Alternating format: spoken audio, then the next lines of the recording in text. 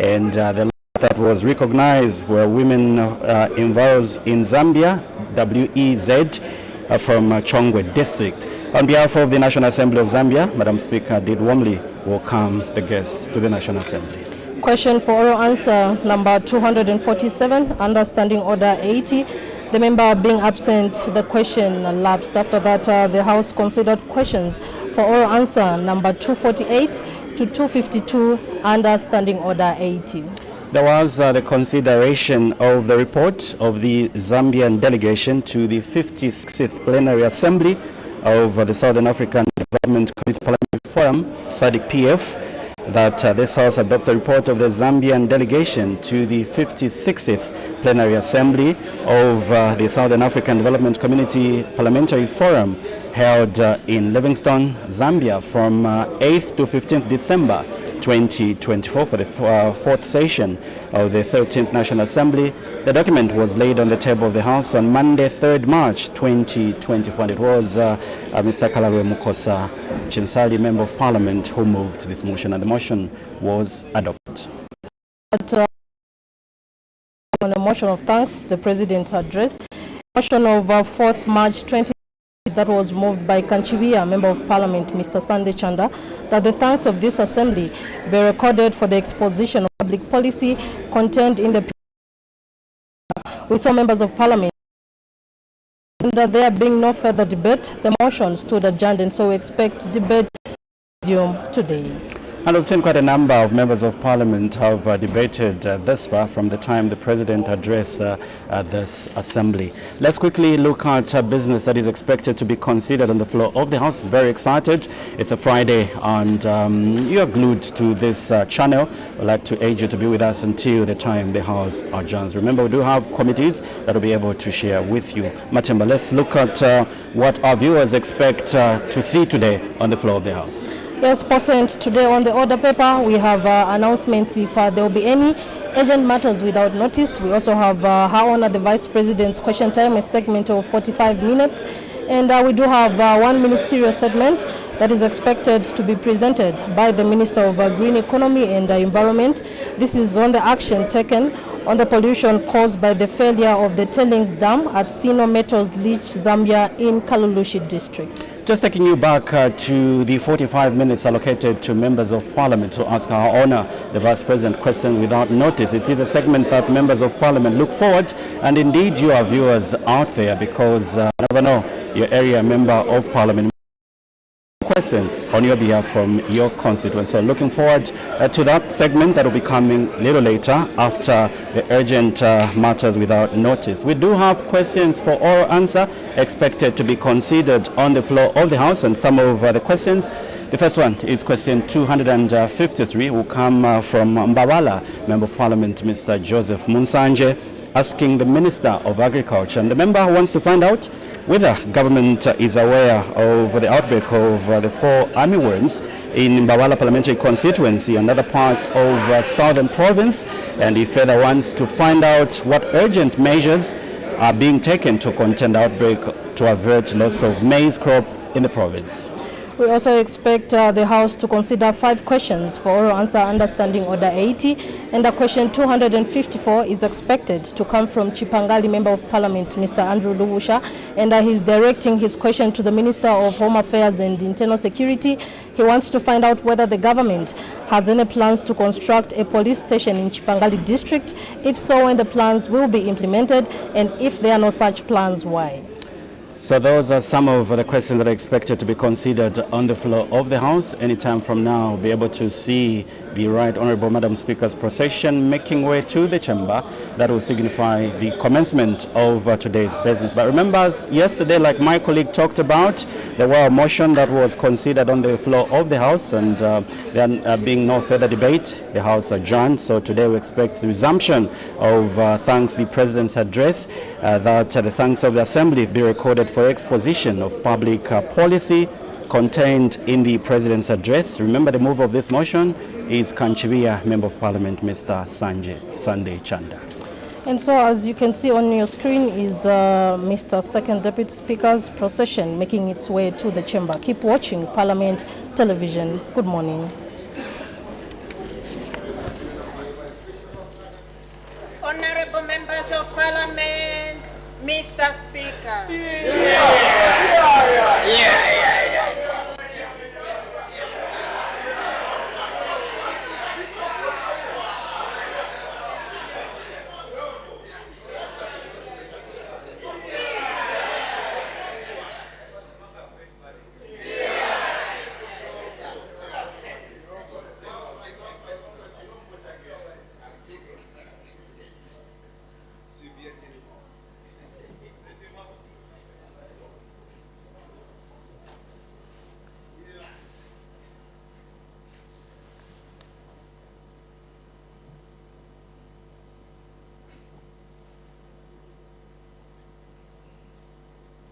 Tendency of Zambia, proud and free, land of wealth and joy in unity, victors in the struggle for our rights. We want freedom's fight, oh, one, strong and free.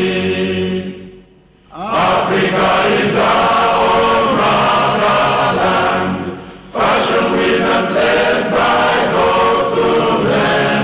Let us all our people join as one, brothers under the sun. Oh, one, strong and free. One land and one nation is our cry. Dignity and peace in Zambia's sky, like a noble eagle in its flight. Zambia, praise to thee, oh, one, strong and free. Praise be to God, praise be, bless our great Zambia, Zambia, Zambia.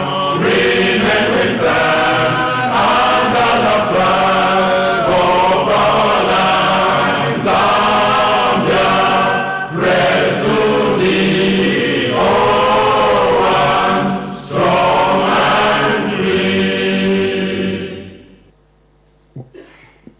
Prayer. Almighty God, who in your infinite wisdom and providential goodness has appointed officers of leaders and parliament for the welfare of society and the just government of the people, we beseech you to consider with your abundant favor us, your servants, whom you've been pleased to call to this performance of such important responsibilities in this land.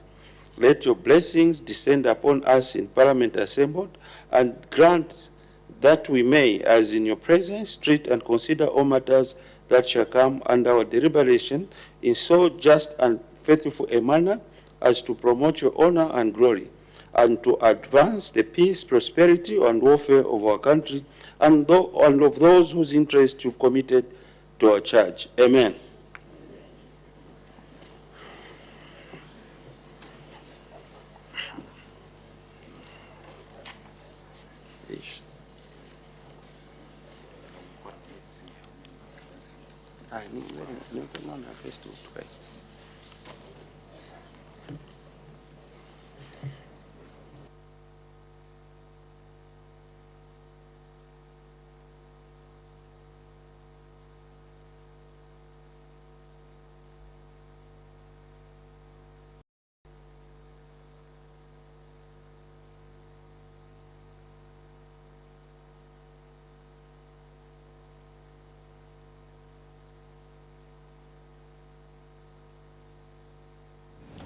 Good morning. You are still watching Parliament television. Bells are ringing. The quorum hasn't yet been constituted. It is a requirement that 1/3 of members of Parliament must be present in the House for any business to transact. And so once the quorum has been constituted, we expect business to commence. Just now we take you to the front of the House. Honorable members, I wish to recognize the presence in the public gallery of pupils and teachers from Sunshine Secondary School in Lusaka District.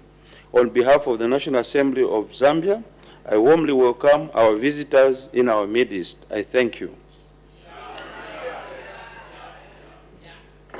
Honorable members, I wish to recognize the presence in the public gallery of pupils and teachers from Ndola Trust School in Ndola District. On behalf of the National Assembly of Zambia, I warmly welcome our visitors in our midst. I thank you. You may take your seats.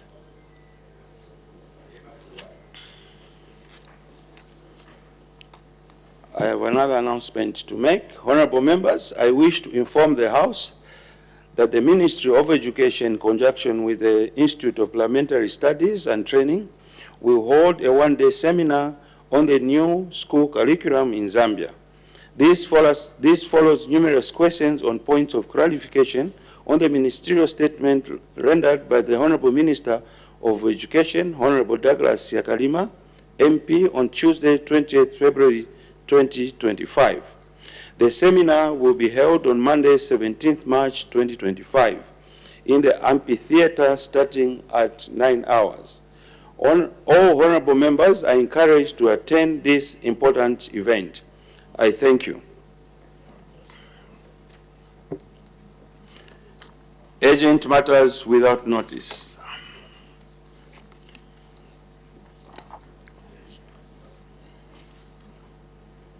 The Honorable Member for Kalabo Central. Thank you, Madam. Yes, thank you, Mr. Speaker. Sorry for that. For according me to rise on an urgent matter without notice. Mr. Speaker, I closed my eyes when I watched this clip. I really closed my eyes, and I remembered the movie. I like watching Sarafina. So why do I watch Sarafina? I watch Sarafina because it shows me what used to happen in South Africa during the reign of apartheid, where you'd find the police hitting a human being like hitting a stone. Then I closed my eyes. That was yesterday. Then I remembered Honorable Mpundu. So now, you can imagine, this is my first time to rise. I felt very bad. This matter is directed to the Minister of Home Affairs. This is on 12th of March, which was a youth day. It took place in Kitwe. The police hitting those boys, harmless boys. They had nothing, Mr. Speaker. Me, I'm holding a pen. Them, they had nothing. None of them was holding anything, Mr. Speaker, apart from the dressing they had. You look at the police, the way they're hammering those boys, as if they have stolen cattle, as if they are robbers, as if they are just criminals. Mr. Speaker, wouldn't the minister surely update us on what happened that led to such a scene that those boys could be hammered with those short buttons like that? Thank you, Mr. Speaker.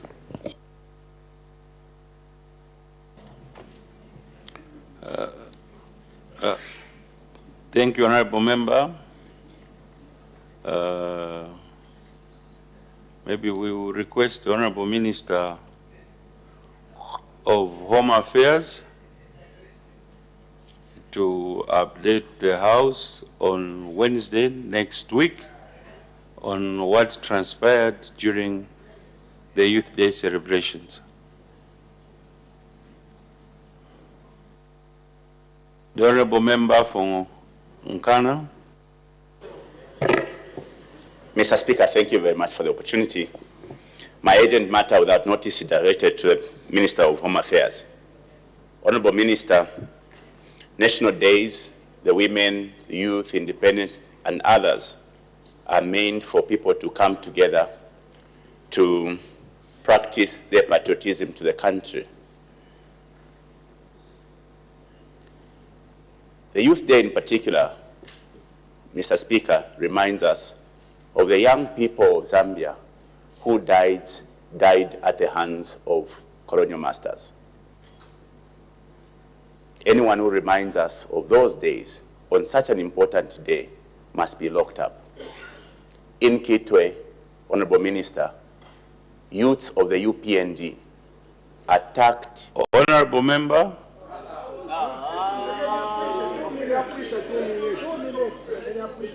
Honorable Member, may you take your seat?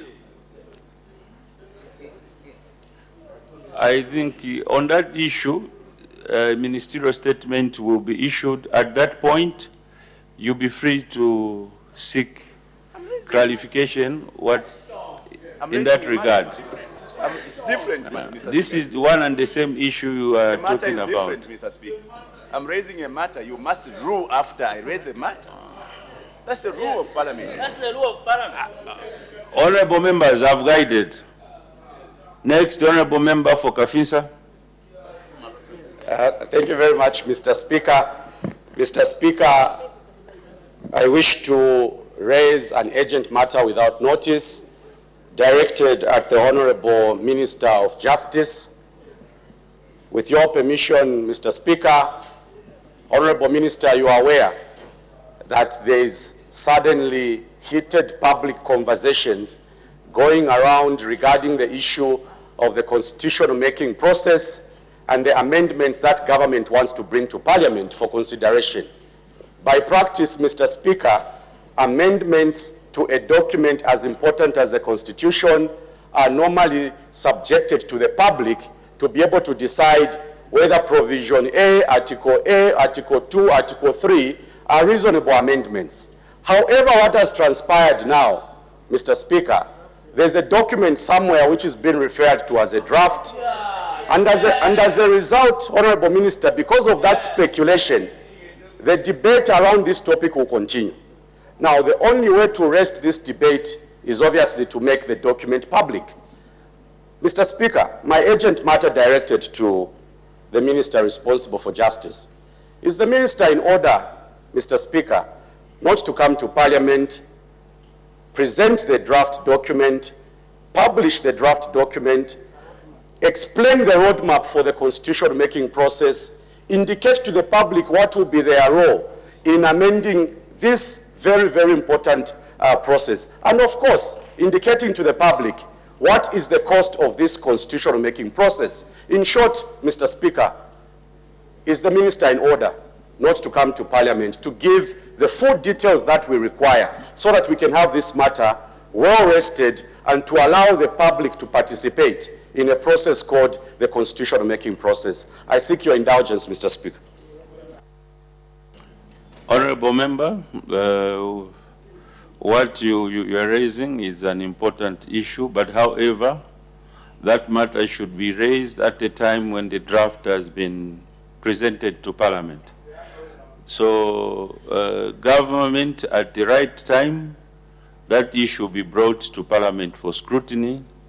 At that point, you'll be able to dissect the draft. Let's proceed. Her Honor, the Vice President's question time.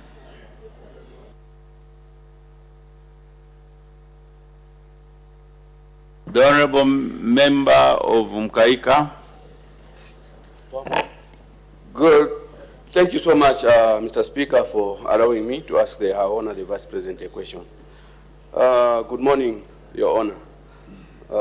My question to you this morning, Your Honor, is on the amendment of the Constitution, which has been said by the President. I wanted to find out, Your Honor, when government says we have agreed to amend the Constitution. Now, the people of Mkaika and myself and my fellow MPs from here have not agreed. So I don't know when you say we have agreed. Who are you, with who are you, have you agreed with? Thank you so much, Mr. Speaker. Her Honor the Vice President.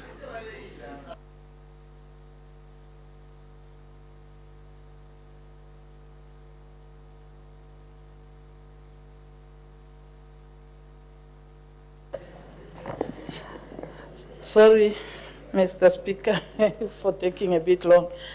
Thank you, Mr. Speaker, and I would like to thank the Honorable Member from Kaika for that question about the issue as to who is we. Who is we, the Zambian people. That's right. Yeah. That is true. We, the Zambian people. That includes the people of Mkaika. I think that anything when politics are attached to becomes a little acrimonious, sometimes even where there is no need. This government is very clear that the purpose this executive is sitting here through the president is to serve the Zambian people. And therefore, whatever we do is done in the interest of the people. And the executive is definitely not the people, is part of the people. But when we say we have agreed, that means we are looking only at those things the Zambian people have already spoken to. Nobody is going to introduce, for example, things from somewhere. The fear always is that sometimes people in the past wanted things in the Constitution that favored them. This is not for this government. So who are we? We are the people that participated in the Mvunga Commission. We are the people that participated in the Mwanakatwe Commission. We are the people that participated in the Mungomba Commission, Mr. Speaker. And Zambians, we should not always think expensive is the best. We already have what people have spoken. And those are the only resource or the source of information that indeed should be looked at. Not to sneak in things. Mr. Speaker, people even imagining 51%, that is a principle, 50% plus 1, is a principle thing that people cannot change because they just brought it in. What would be the purpose for such? To advantage ourselves? I believe not this government, Minister of Justice.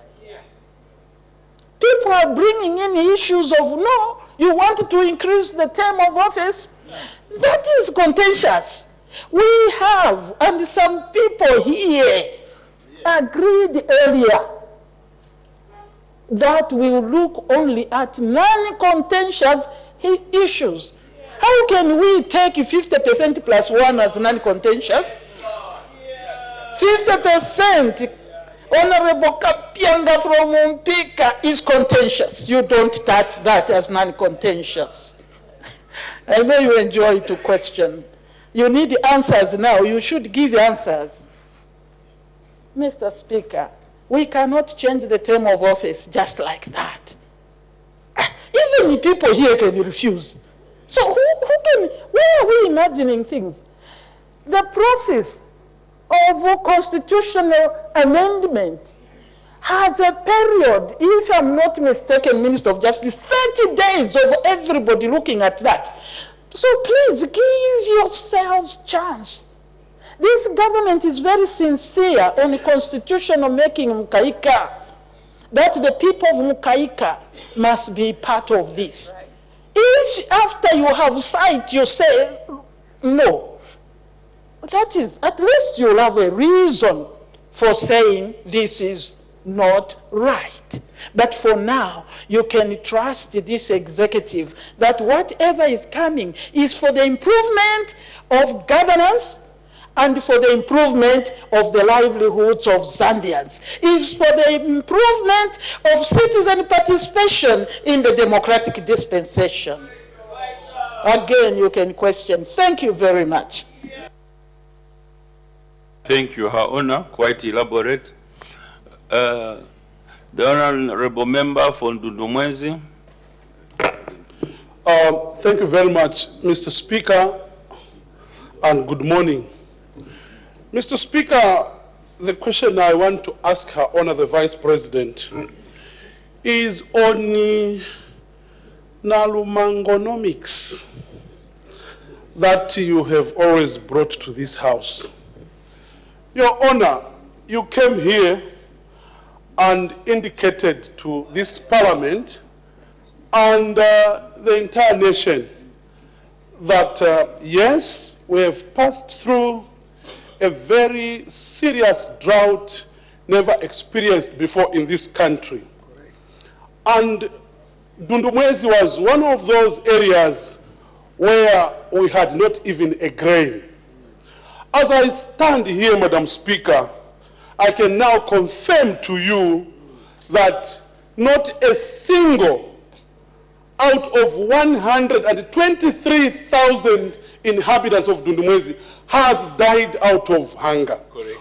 Would you explain more about nalumangonomics?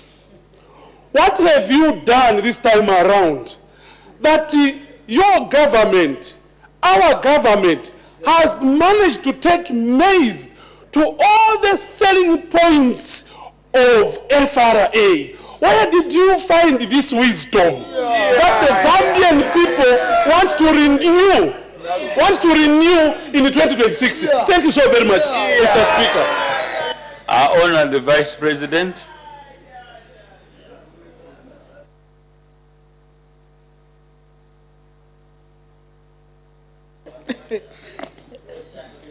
Thank you. Thank you, Mr. Speaker. I would like to thank the Honorable Member for Ndundumwezi and for taking note. It's important that we had such a severe drought. And indeed, every Zambian, whether in the drought-hit area or where we had fair rains, was concerned because as Zambians we are loving people. We were concerned about others who didn't have what we had. Now, the Honorable, referring to your constituents, you say 123,000 people in Ndundumwezi have survived the drought, is out of the woods. Now, people are going to start harvesting, but nobody has died. How did we do it? How did we do it together here? Okay, the one is refusing was hoping for the worst. But the best has happened because you gave your support to government, this government. The wisdom, Honorable Member for Ndundumwezi, is the wisdom of God to start with. All wisdom comes from God. So he gave us the wisdom of Joseph in the 7 drought years. That is what he gave us. And we did all that we could using God's wisdom with the leadership. God's wisdom first identifies leadership. The leadership of President Hakainde Hichilema. Remember, the budget had to be relooked at.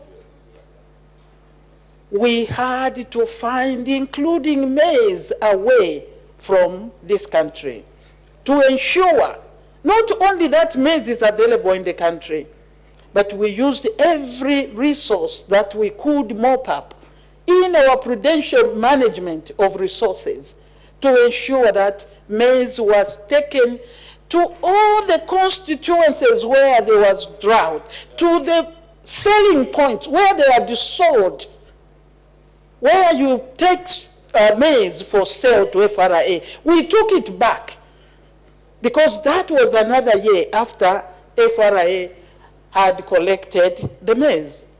But we took it right back to the communities. And we ensured that we gave where it was necessary under relief. In other places, maize, we gave the under social cash transfers, including work for cash, or is it cash for work? Cash for work. We did that. But that maize we took to those areas so that it can be available. Even the selling was under community sales, which is a reduced price. I don't want to say too much. So, this is the way. The love. Love conquers all. The love of this government for its people is what drove them to ensure that nobody dies. We really thank God for giving us that wisdom. Today, God has given us rains. Yes, some of it, Mr. Speaker, a little too much. But generally, the harvest will be plenty according to the cultivation that people did.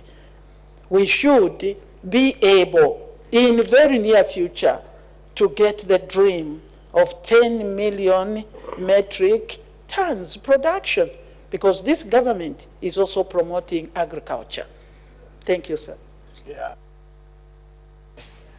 The Honorable Member for Sikongo. Thank you so much, Mr. Speaker, for the opportunity to ask you a question. Mr. Speaker, the able government of the UPND administration, led by President Hakan Inde Ichilema, a visionary leader, managed or has managed to a large extent to address most of the ills that were practiced by the previous administration. And in this case, I'm referring to cadreism, I'm referring to violence in the markets, violence in the bus stations, violence during by-elections, and as well as discrimination. Now, Your Honor, Vice President, 2026 is around the corner, and this country will soon be going for the general elections. Now, I would like to find out from you, can you assure the Zambian people that come 2026 general elections, we are not going to see what we saw in the past, where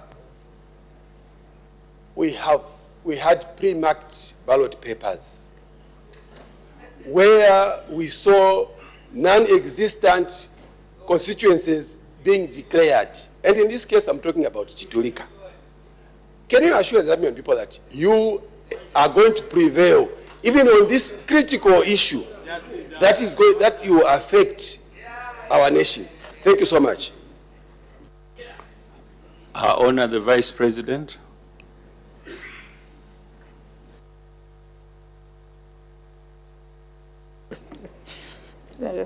Thank you, Mr. Speaker. And I would like to thank the Honorable Member for Sikongo for that question, which is more of a concern. The issues of cadreism, particularly violence during elections, will not be allowed. It should not be allowed from whichever angle. This is what this government stands for. It will not be allowed. If cadreism, which is actually, we are cadres. We are all cadres. People should not understand that when we say cadre, then cadreism, it's the negative cadreism. Otherwise, we are all cadres. Negative cadreism that borders on violence is actually criminality. That is the way this government sees it. That's why the President of the Republic of this country has said, when you get involved in such things, you are on your own.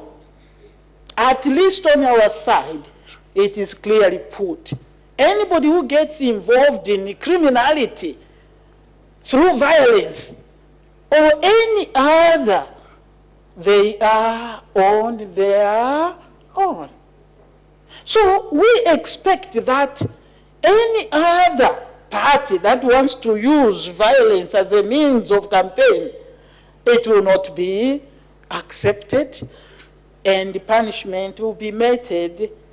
They definitely will meet the consequences, indeed, the power of the law. Therefore, 2026 general elections must go on properly with procedures followed. No pre-marked ballot. If there were pre-marked ballot, people still lost. So why should we go that way? Because then we know it doesn't work. It doesn't work. So there will be no pre-marked ballot. People will vote freely, no colorism. People will cast their ballots, and their ballots will be counted. It's universal suffrage, which will be followed. And I know Zambians will vote, and indeed, my party will win clean. Thank you. The Honourable Member for Kwacha. Indeed, thank you, Mr. Speaker, for the opportunity given to the people of Kwacha to ask a question to Our Honour the Vice President. Your Honour, the Vice President, we've seen a growing trend in our country where some church leaders have taken a partisan stance to speak ill about some of our serving leaders in government. They've departed away from their principal role as advocates of gospel and shepherds of lost souls. This has even extended to, as we have seen in the recent past, where one youth insulted our head of state. As the Vice President of this country with a very rich background of spiritual welfare, what advice can you give to such leaders and some of those youths who are in the habit of insulting our leaders, especially as we approach the crucial 2026 tripartite elections? Thank you, Mr. Speaker. Her Honour the Vice President.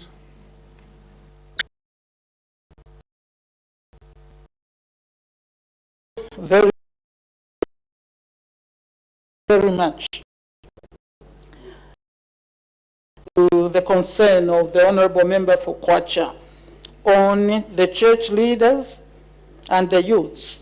On the church leaders, if I have gotten him well, is that the church leaders have taken a partisan stance. Some church leaders, I think it is important to state that some church leaders have taken a partisan stand.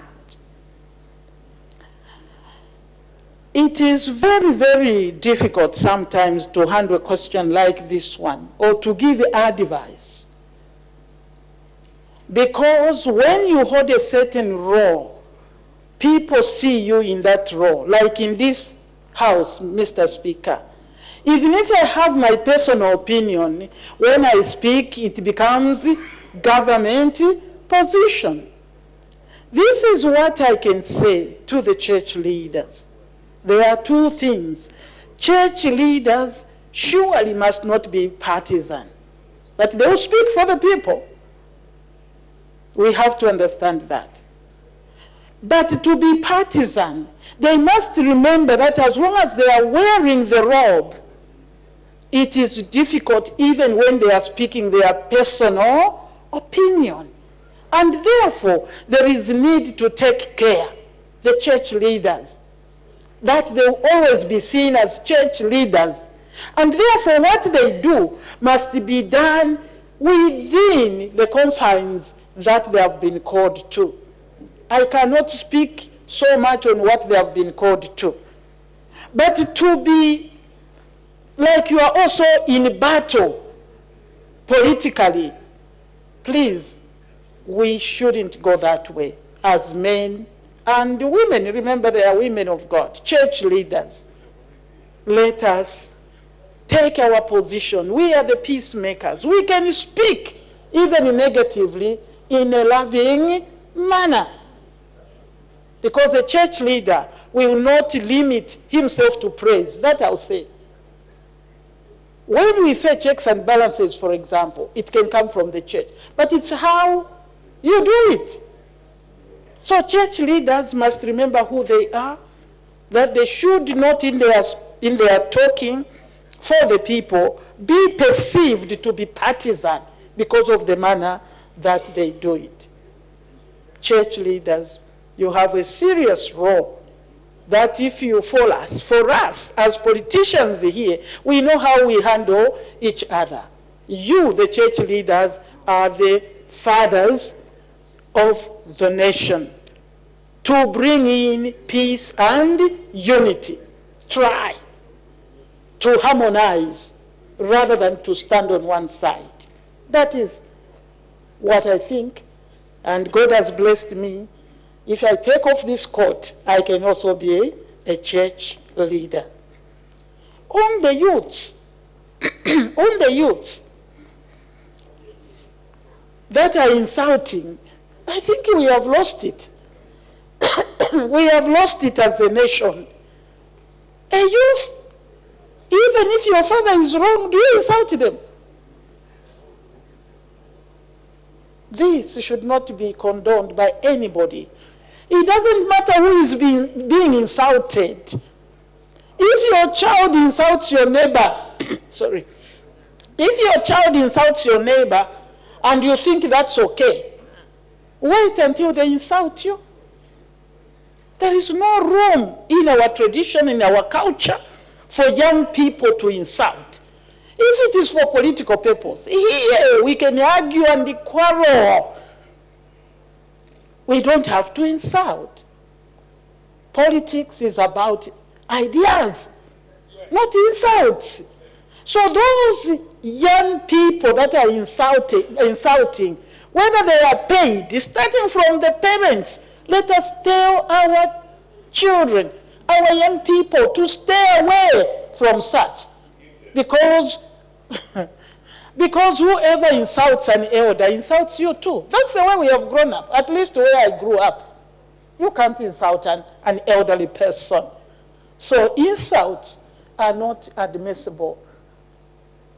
Some of them insult so much that you start wondering, is he normal? Or is it the issues we are talking about, the issues of mental health in our young people? I think it could be mental illness that is driving some of our young people. And then, if you are an immoral, I don't care. If you are an immoral politician, you can even give money to go and insult. Mr. Speaker, there used to be a song when I was young in my vernacular. Bamupela 6 pence katukenoko to a foolish person. You never do that. Don't pay or be paid to insult somebody. Imagine it's not coming from your heart. It must be horrible. That should not be allowed. Not for politics, not for any reason. You can talk to your parents. You don't have to insult them. Thank you, Mr. Speaker. The Honourable Member for Lunte. Mr. Speaker, thank you so much. Your Honor, the Vice President, I want to agree with you that the church is a peacemaker. Your Honor, as my honourable colleague from Kwacha just said, 2026 is around the corner. Your Honor, what is your government and your party, UPND, planning in view of reconciling with a bishop you called Lucifer, with a bishop whose church you cordoned, your police cordoned, the church whose priest you summoned for just delivering a homily in Ndola, and finally another bishop from Eastern Province is being threatened by your government for speaking out for the people. Are you thinking about reconciling with the Catholic Church before 2026 elections. Thank you, sir.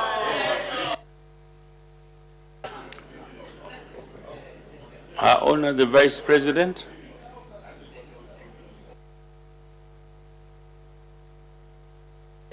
Thank you very much. I may have missed a few words. I don't know why. Mr. Speaker, I missed a few words of what you were saying, but I hope principally you are referring to a priest being called Lucifer by somebody. I think on that score, let me say... Honorable members, avoid debating while seated. You asked a question before the Vice President responds. You start. Why do you ask if you've answered? May the Honorable... May our Honor continue. Thank you, Mr. Speaker. Honorable member, let us talk.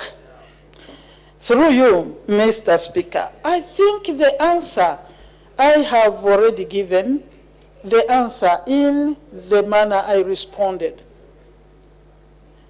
To start with, I do understand that sometimes it's difficult to say this is Nalumango or this is Vice President. Sometimes the arguments that we may see are between individuals, human beings. It is difficult for you to say, no, I didn't talk about the Vice President, I talked about Nalumango.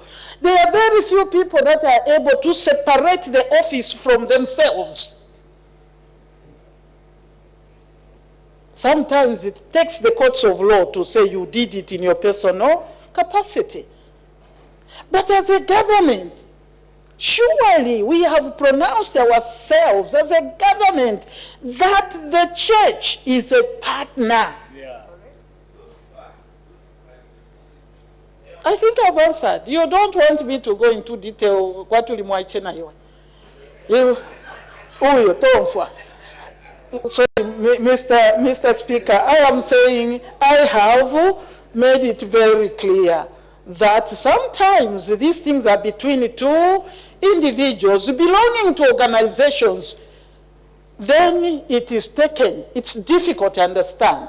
But as a government, I'm giving the position now of government standing in the office of the Vice President.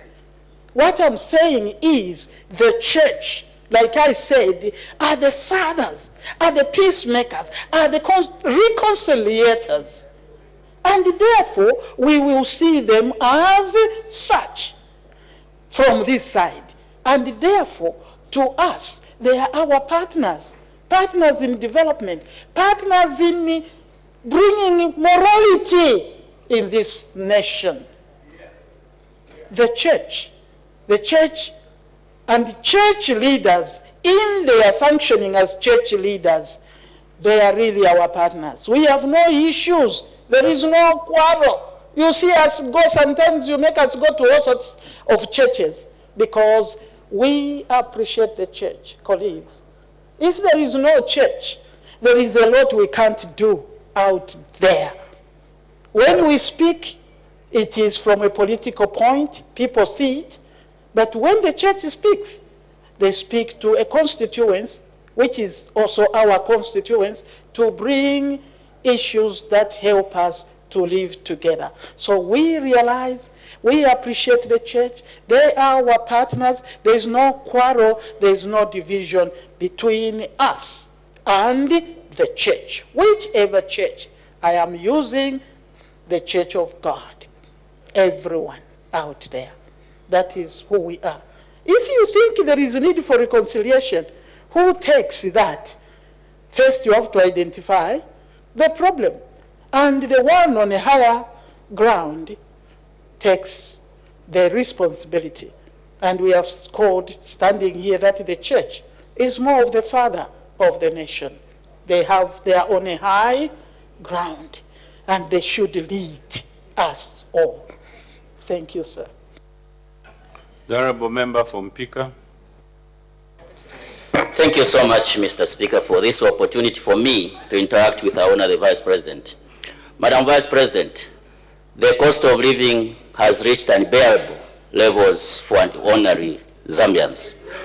With fuel, food prices, and electricity costs also unemployment among the youths continuously rising. Wouldn't it be more important for your government to focus on these issues, sorting out these issues, than the Constitution amendment to give yourselves as politicians more positions? Mr. Speaker, I thank you. Her Honor the Vice President.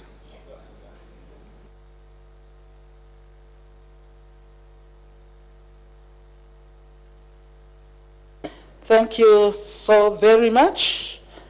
You have now asked the proper question, Honorable. Not question. Now that's a question that I can respond to. Yeah, you, Honorable, are saying cost of living is getting higher. Basically, we have discussed that. The government is extremely, Mr. Speaker, focused on how the cost of living can be managed. I am using the word deliberately. Cost of living to be managed. This is the concern of this government. And if you look at everything we are doing, it all goes into managing the cost of living. This is what we are doing. The other week I spent time to look at issues that are tackling the cost of living. Except the honorable member, Mr. Speaker, wants to start balancing the issue of constitutional amendment issues and the cost of living. I know that generally if you are going to do a constitutional wholesome review, it becomes very expensive because there are many things that go into it. Yes, if you want a referendum, depending on which part of the Constitution you want to touch. Yes, if you are going to have commissions going around to gather information, that is a cost. But I think it is important to understand that the process that is being proposed today to amend the non-contentious issues is not the expensive way. It is the cheapest you can formulate. And yet, the development, think of the people of Mpika Central, the people of Nabwalia, for example. If there was a delimitation in Mpika, do you see, Honorable, the beauty that you will get in terms of developing the Mpika area, including part of Nabwalia? So even in thinking of the constitutional review is in also service delivery to the people. Will it get better? Service delivery, it is a developmental matter. Whether we talk of not just service delivery, participation, which I talked about. Participation. Because, for example, in delimitation, the smaller the group, the more opportunity to participate comes in. Is that not what you want? Mr. Mpika, Democratic Mpika? Let us agree. I have already mentioned this should not be acrimonious. For the other clauses, if people want them and they need a long process, that you can say, no, this is not correct. But this government is going the way that is effective and non-expensive, which is participatory through the commissions and the publication, for example, of 30 days. This is part of your constitutional process, where every Zambian will say, wow, why do you want to delimitate? Why do you want to have members of parliament into the council? What, are those really contentious? So which other way do you call it? Even if you are going to amend one clause, it is an amendment. Let us look at the people we have gotten from the issues of constitutionalism. You will hear of those talking of the amendment of so and so. They don't talk of wholesome, review. No. You look at those that you are concerned about and you amend. So let us learn not to continuously say the Constitution of 1991, the Constitution of 2016. Let us say amendment of 2025. Because the Constitution framework, the entire document still remains. We amend where issues have risen or where we have seen lacunas. It is a simple thing. So hopefully, Honorable Member, Mr. Speaker from Pika, will agree with me that the issue of constitutional amendment is an issue of development and care for the people of Zambia. Thank you. The Honorable Member for Kafue, we haven't had the female.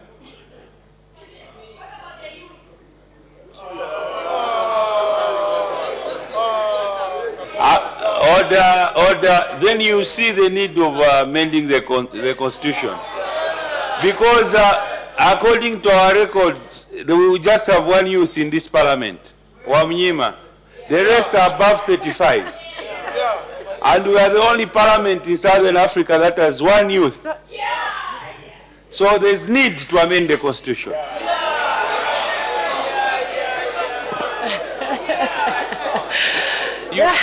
Honorable Member for Kafue, you may proceed.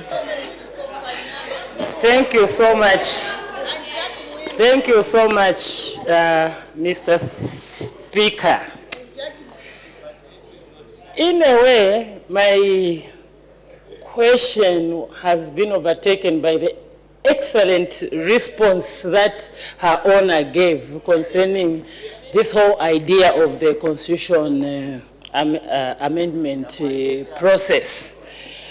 Maybe my question will just be, I know because I've been a stakeholder that government means very well on this process.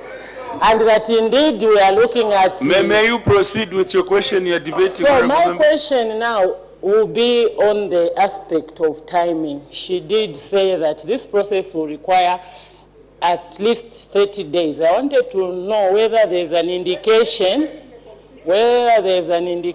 as to when we are actually going to begin this process, because we need to get going so that we do this very important exercise that Zambians have been yearning for, and where I see the President as having the political will, to even help us achieve what we've been crying for through the various constitutional review commissions, all right, especially the aspect of women representation. I thank you, Mr. Speaker. May I honor the Vice President respond? Thank you very much for indeed encouraging me, and really for Mr. Speaker's little information which is so important. Only one youth here. We, as a nation, we must be embarrassed. We must work on such. And it can only be done properly, not through first past the post which we use only, but let us find ways through the Constitution that is more affirmative to the youth and to your concern, the women, so that they can come through. There is no other way for us to have proper representation of women and youth under this. And I think it is important that the provisions in the Constitution in this matter is the Constitution in certain issues, like the issue of delimitation, is self-determining. It is self-determining. We may overlook it, but it is self-determining because it has already spoken of the 10 years. We have had censors. So we are within the Constitution for us to be able to do delimitation, which you cannot do until you agree on the number of members of Parliament. Then the delimitation can be done. So how do you do that? We just bring one? No. There are other things that you need to look at. The timing, maybe I can use this time, Honorable Minister, that if we lose this opportunity, colleagues, certain provisions in the Constitution, including the issue of delimitation, cannot be done midway. That means we may have to wait until the next House. That will be 2031 before, because you can't have elections in the middle of a parliament.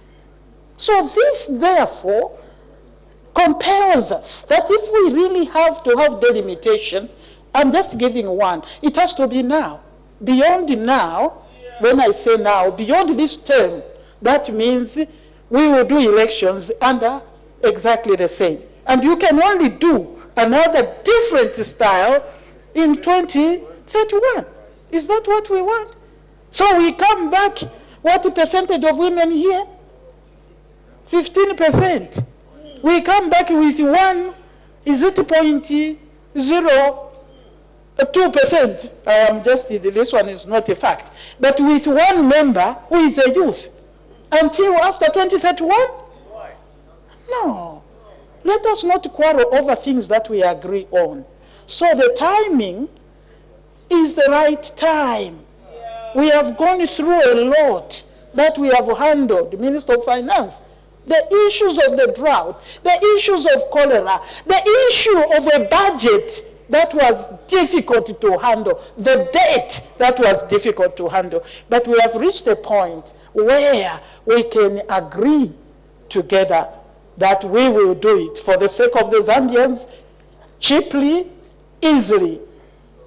I am sure we are using the inquiries a kind of, So, the expense, don't even worry. We want the cheapest and yet the best. Because as Zambians, we like it to complicate. When it is complicated, then you are educated. When it is complicated, then it is good.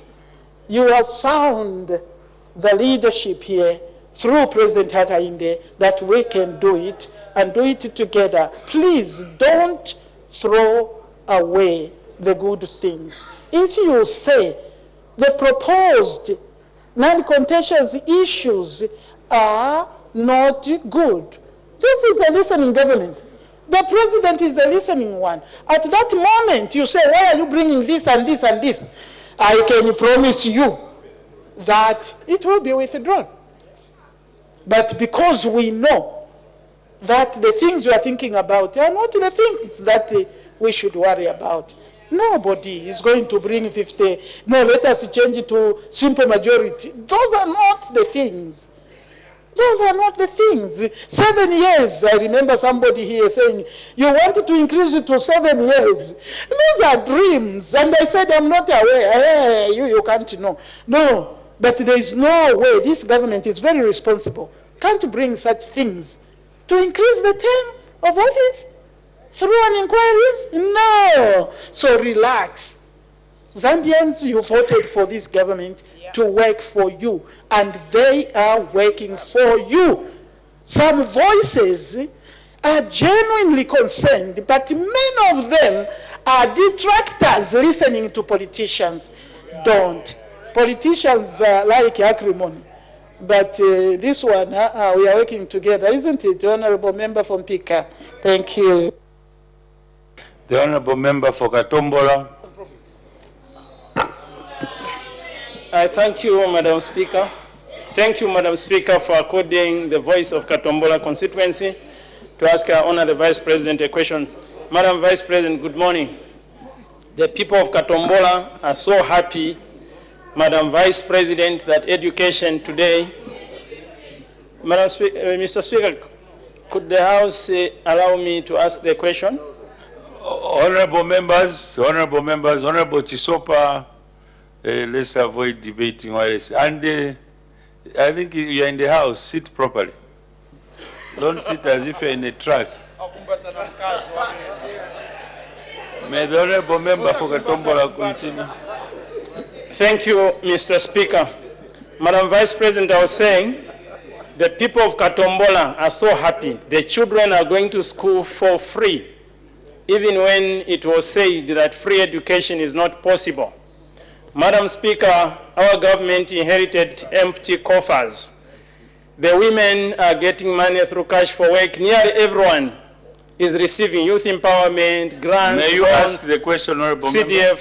So, Madam Speaker, the people are asking, where did you get the money to roll out free education? Where did you get money for cash for work when the PF said it's not possible under this generation to provide free education, to provide CDF at 36.1? I thank you, Madam Vice President.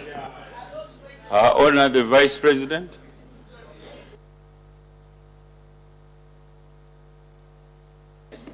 Thank you. Thank you, Mr. Speaker, the Honorable Member for Katombola, Free Education Empty. Basically, the question that I get from him is, where did we get the money?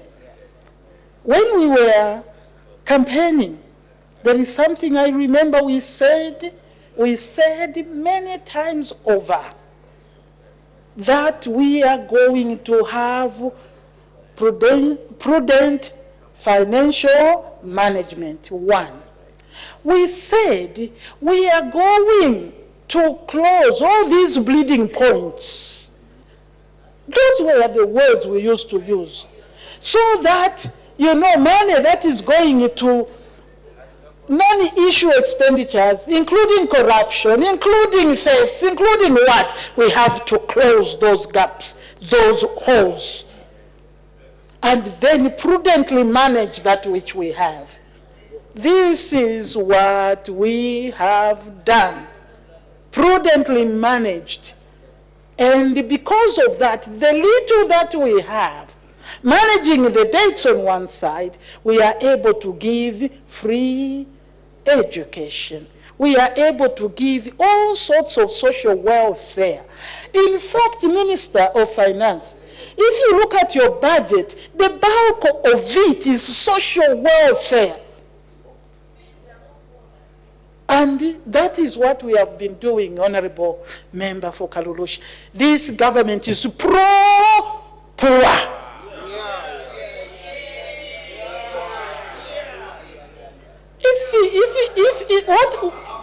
What is the social cash transfer? Is it not pro-poor?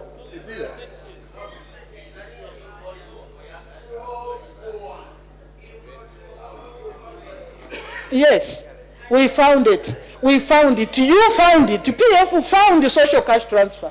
Maybe some of them don't know. You found it. Some of us sat here when the social cash transfer came.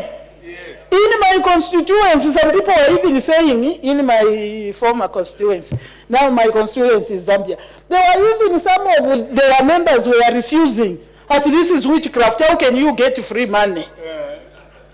You found it. We found it also. We have grown it. That is what is important. And hence the social cash transfer. We have grown it. So, we are true pro-poor. That's why you even have grants under CDF. That also is pro-poor. We want your constituencies to develop. This is the fact, Mr. Speaker. This, your government, is pro-poor. And we will do everything for the people of Zambia. The Constitution will be about the people of Zambia. Thank you. Thank you. Thank you, Her Honor. I think they've heard. I have permitted the Honorable Minister of Green Economy and Environment to present a ministerial statement. The Honorable Minister of Green Economy and Environment.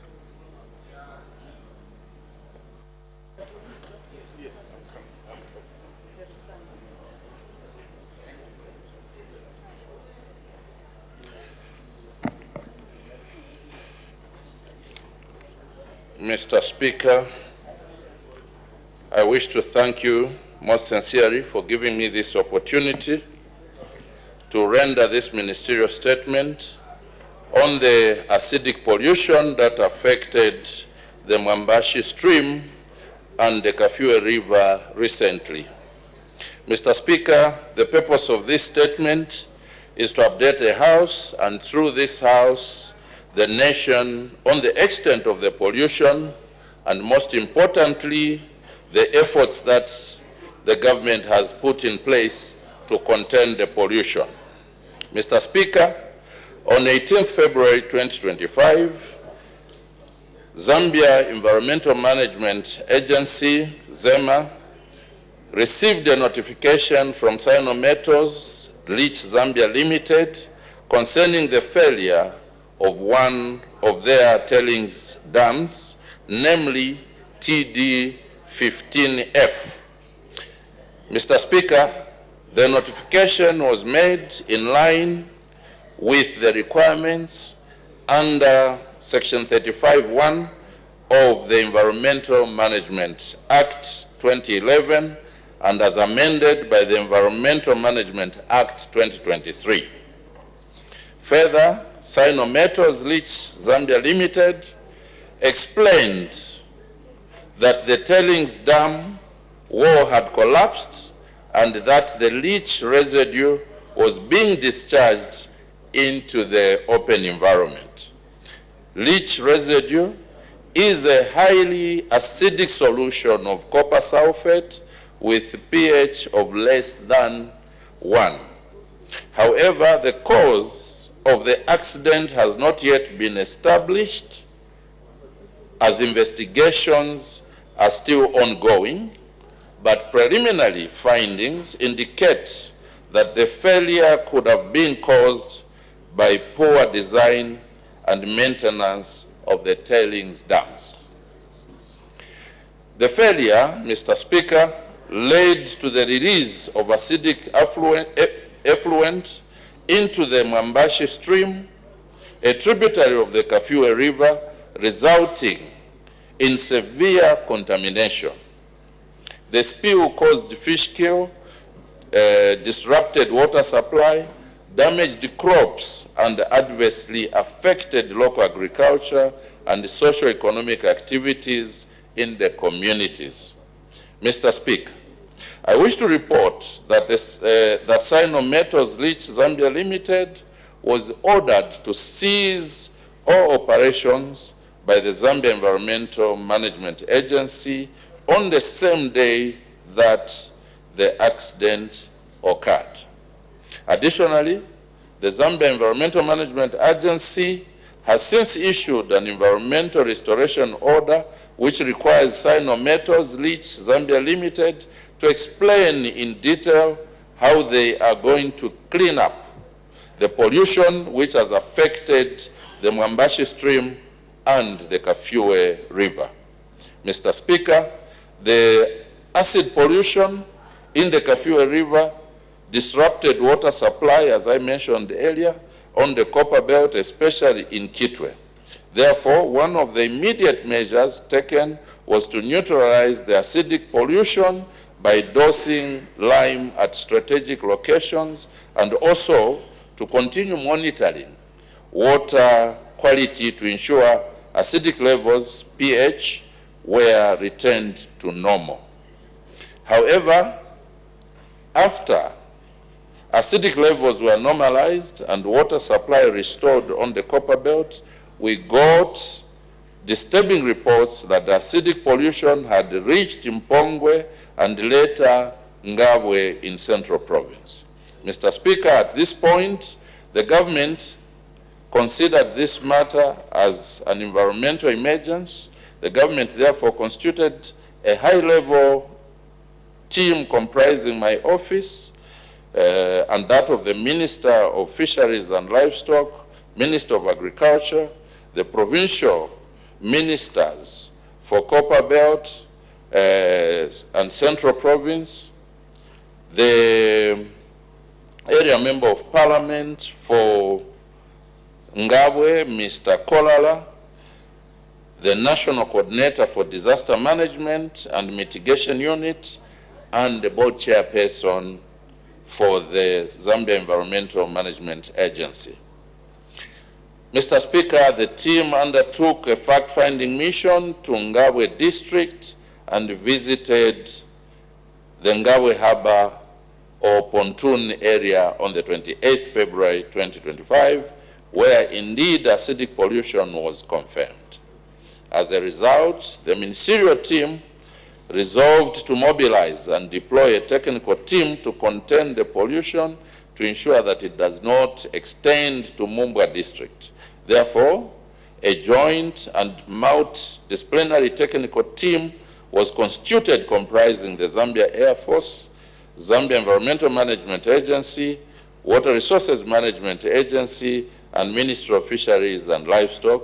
Additionally, about 240 tons of lime were mobilized, including all the necessary logistics for dosing of lime.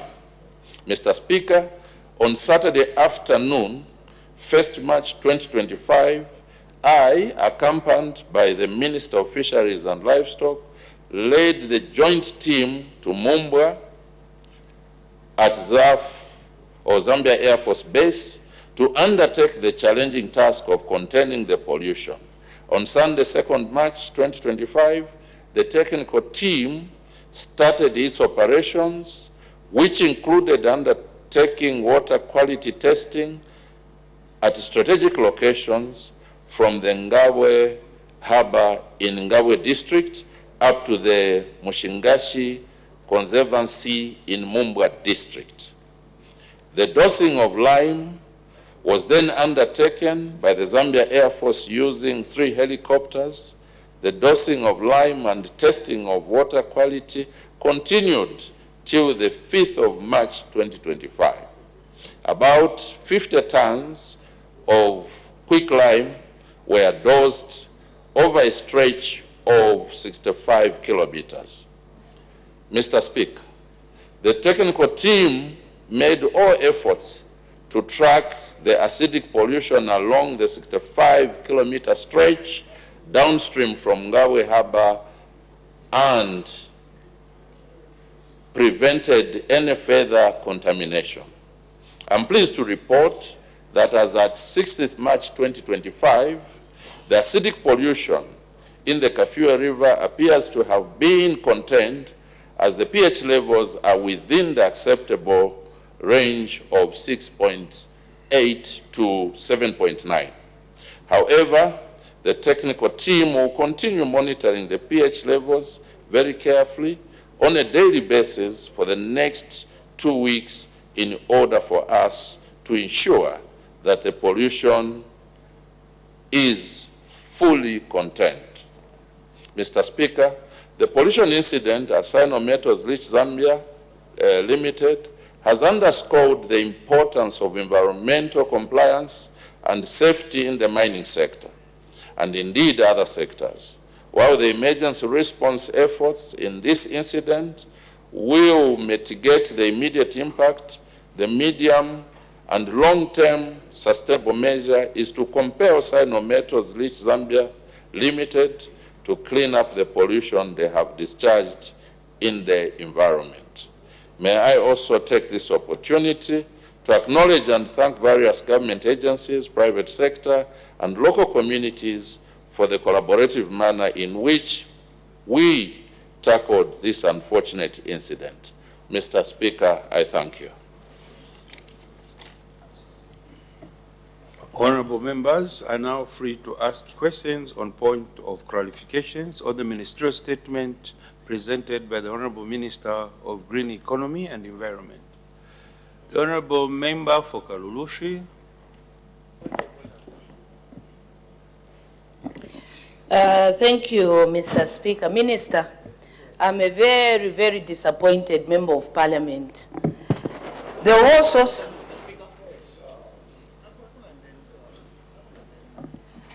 I am a very disappointed Member of Parliament, Minister, and your ministerial statement for me brings a lot of sadness. The source of this pollution is in my constituency, and the constituted team that you're talking about was in my constituency, minus the Member of Parliament, the owner of the district. I heard you in your ministerial statement where you said the MP for Ngabwe was involved. But the whole copper belt, where the major pollution took place, none of the members of parliament were involved, especially I, where the source of the pollution is coming from. This is why the people on the ground are saying, when these ministers come, something is happening. Things are flying under the carpet. As we are speaking, Minister, when you say the pH level of the water has been contained, it is just Saturday. Roxin, the people were trying to protest. I had to stop them. The effluents are still going in the stream. If you are involving the local leadership, none of this nonsense would be happening. But because I withdraw nonsense, I put senseless issues would be happening. These are Chinese foreigners who have come because the Republic of Zambia allowed them to invest. But our people, Minister, you have involved Ministry of Agriculture. This is a serious issue. And I know you people want to be elected next year, so you better listen. Order. You are debating. So protect me from those No, avoid debating, just ask a question. Yeah, but Mr. Speaker, this is a serious issue. Yes, I'm trying to help them. No, you are not the Speaker. Keep quiet. Honorable member, you are supposed to ask a question. Be precise. Minister, are you aware that this pollution is still ongoing? And the people that you constituted, Ministry of Agriculture has only involved the DACO to go and see where their Tuma farm plots are. Are you aware that their soil has been polluted, their health has been at risk, and the compensation these people are talking about is just compensation due to their crops? Are you sure that even in 2026, when you, those noisemakers, they are coming to these constituencies, the people of these constituencies will receive you? You get into a constituency where there's a member of parliament and you do not even involve them. Were you receiving money or something? Mr. Speaker, I want to find out. Were they receiving money or really the best for the people? Honorable member, if you are asking a question, ask. Avoid debating. May the Honorable Minister of Green Economy and Environment respond. No more points of orders. Let's transact business. Thank you, Mr. Speaker. And I reluctantly thank the Member of Parliament for Kalurushi for that question, because it was riddled with a lot of insinuations. First of all, Mr. Speaker, when we go out to work, we just go to work to just do our work. And if in the past, because she was a minister herself, that's what they used to do, that when they go to visit these sites, they were collecting money. I want to say that we are a different group, but if she has any evidence of people that were collecting things under the carpet, I think she's at liberty to report those people. Mr. Speaker, we included the Member of Parliament for Ngabwe. As I indicated, Mr. Speaker, we had gone on a fact-finding mission when we were told that the pollution was advancing towards the central province. And if the MP was available, she should have reached out. This was an emergency, Mr. Speaker, and we were all rushing, and the Member of Parliament for Ngabwe reached out, and we rightly so included him. And this is what we want to appeal, Mr. Speaker, to members of Parliament, that when a thing happens in your constituency, they must also join in to engage government. But to wait and come and come and just complain here when she has never even called us to tell us about what she's saying here, Mr. Speaker, it's quite unfortunate. My ministerial statement is very specific. We are talking about the pollution that was caused by cyanometals, and the other issues that are being raised are competently being handled by ZEMA, and should it be necessary, we will bring that information to the House, Mr. Speaker. Thank you very much. The Honourable Member for Kanchivia. Mr. Speaker. Mr. Speaker, my question to the Honourable Minister is that pollution triggered by mining activities seems to be a very serious happening, Mr. Speaker. I speak for Kanchivia River, which was on the floor of the House, I think about 2 weeks ago, which is still being polluted. I was there, just came back yesterday. In terms of a sense of urgency with institutions like ZEMA, how much time does it take for government to move in and stop the pollution from taking hold, as is the case in Kalulushi? Thank you, Mr. Speaker. The Honourable Minister of Green Economy and Environment. Thank you, Mr. Speaker, and I want to thank Honourable Sunday Chanda, Member of Parliament for Kanchivia, for that follow-up question. Mr. Speaker, in terms of how much time ZEMA takes to respond, it also depends on when the matter is reported. So we respond almost immediately, but it must be noted that sometimes there's time lapse from the time the accident happens, the time it was noticed, to the time it's reported to ZEMA. But suffice to say that we respond immediately, and this is why we have regional offices. In the case of Copperbelt, we have an office in Dola, fully manned by very competent officers, and when this matter was reported, they immediately moved on site, on the ground, to the mines and all the affected areas. But sometimes it's unfortunate, Mr. Speaker, that these accidents happen in the night, and those that are responsible for the operations in there could probably see or notice the accident some hours later, and by the time they inform us, the pollution has taken place. But otherwise, we respond almost immediately. Thank you. The Honourable Member for Kabwata.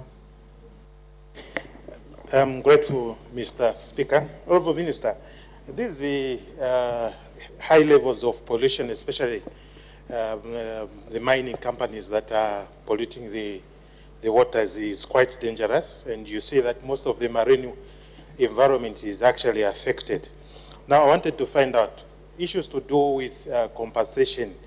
The communities that are usually affected, they get minimal amounts. So I wanted to find out from you whether your ministry has got any intention of reviewing the ZEMA Act, especially when it comes to compensating the affected residents.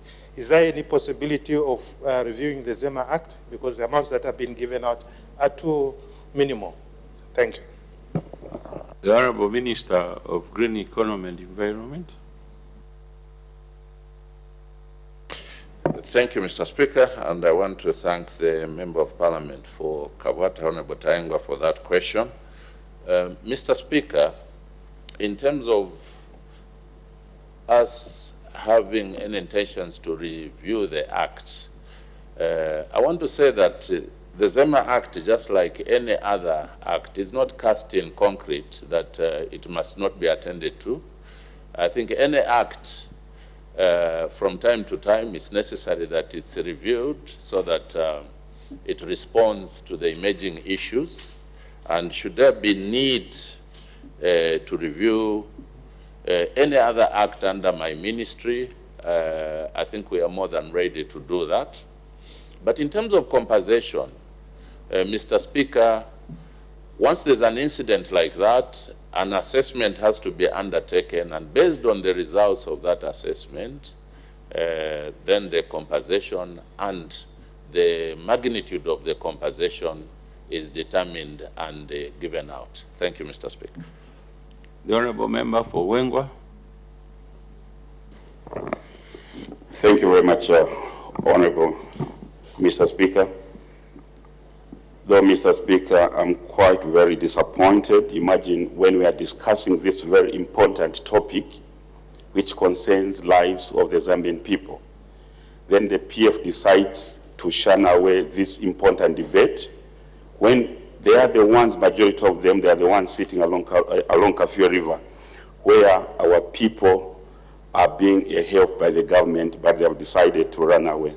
This is a serious sign of incompetence, and if we happen to bring back these people, people don't have heart for the Zambian people, it will be very, very hard. Honorable Minister, my question is, you did mention during your ministerial statement that 50,000 metric tons, of lime was applied in the river. So I just want to understand or to know who incurred the cost. Is it the government or the mining company which contaminated the Kafue River? Or maybe you have reserved them so that they are fully charged in the coming weeks so that they can pay handsomely for the incompetence. Thank you very much, Honorable Mr. Speaker. The Honorable Minister of Green Economy and Environment. Thank you, Mr. Speaker. And I want to also thank the MP for Wengwa, Honorable Kasauta, for that question. But before that, I also join him in my disappointment that those that were lamenting and asking questions have decided to walk out. But again, the people of Zambia are watching and listening, and I think are seeing those members of parliament who want to trivialize the issues, because the discussion we are having here is a very important discussion which has affected a lot of people, particularly those on the Copper Belt and coming down to Central and Ngabwe. As regards the question on who incurred the cost for the logistics, including the lime which was used to dose the river, the Kafue River, Mr. Speaker, I want to confirm that the cost was incurred by Sino-Metals, and using the principle of the polluter pays, and we have directed as government that Sino-Metals will incur all the costs related to the operations to normalize this situation. Thank you, Mr. Speaker. The Honorable Member for Chipiri. Thank you, Mr. Speaker. Honorable Minister, I know my question has been asked by my colleague, but I still want to find out on the depression of the fish in our rivers. Is there any way that the government can ask this company to pay some money to restock the fish which has been depleted because of their negligence? Thank you. The Honorable Minister of Green Economy and Environment.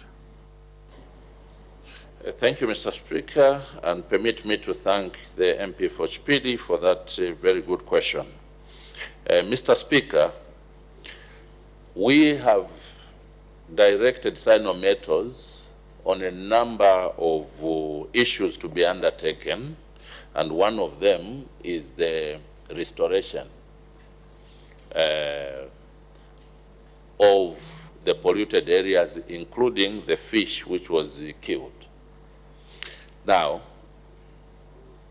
before that is done, Mr. Speaker, we will have to engage experts who will have to undertake some study to see the extent of the damage, and based on that study or assessment, that is what will determine, the results of the study will determine the extent of compensation, but also the other aspect will be the restoration. Thank you, Mr. Speaker. The Honorable Member for Chiengi. Thank you, Mr. Speaker. Thank you, Honorable Minister. This is a very important or it's a very sensitive thing that has happened. I just want to find out one thing. I saw in the newspapers that the directors had been arrested. So I want to find out if they are still, if they just reported and it was just formalized, because we're talking about lives here. The directors of the company which polluted the Kafue River. I want to find out if they've been taken to court and why is it taking long, because this is how the law is supposed to be. I thank you, Mr. Speaker. The Honourable Minister of Green Economy and Environment. Thank you, Mr. Speaker, and I want to thank the Member of Parliament for Chiangi, but also to agree with her that this is a very serious matter and government is giving it all the seriousness it deserves. Mr. Speaker, we've not reached that stage. No one has been arrested yet. No one has been taken to court yet. And like I said, that first we'll have to do the assessments so that we announce or indicate or we get informed as a country in terms of the extent of the damage. When we get to that point of taking anyone to court, we should be able to come and inform the House, and through this House inform the country. Thank you, Mr. Speaker. The Honourable Member for Chimwemwe.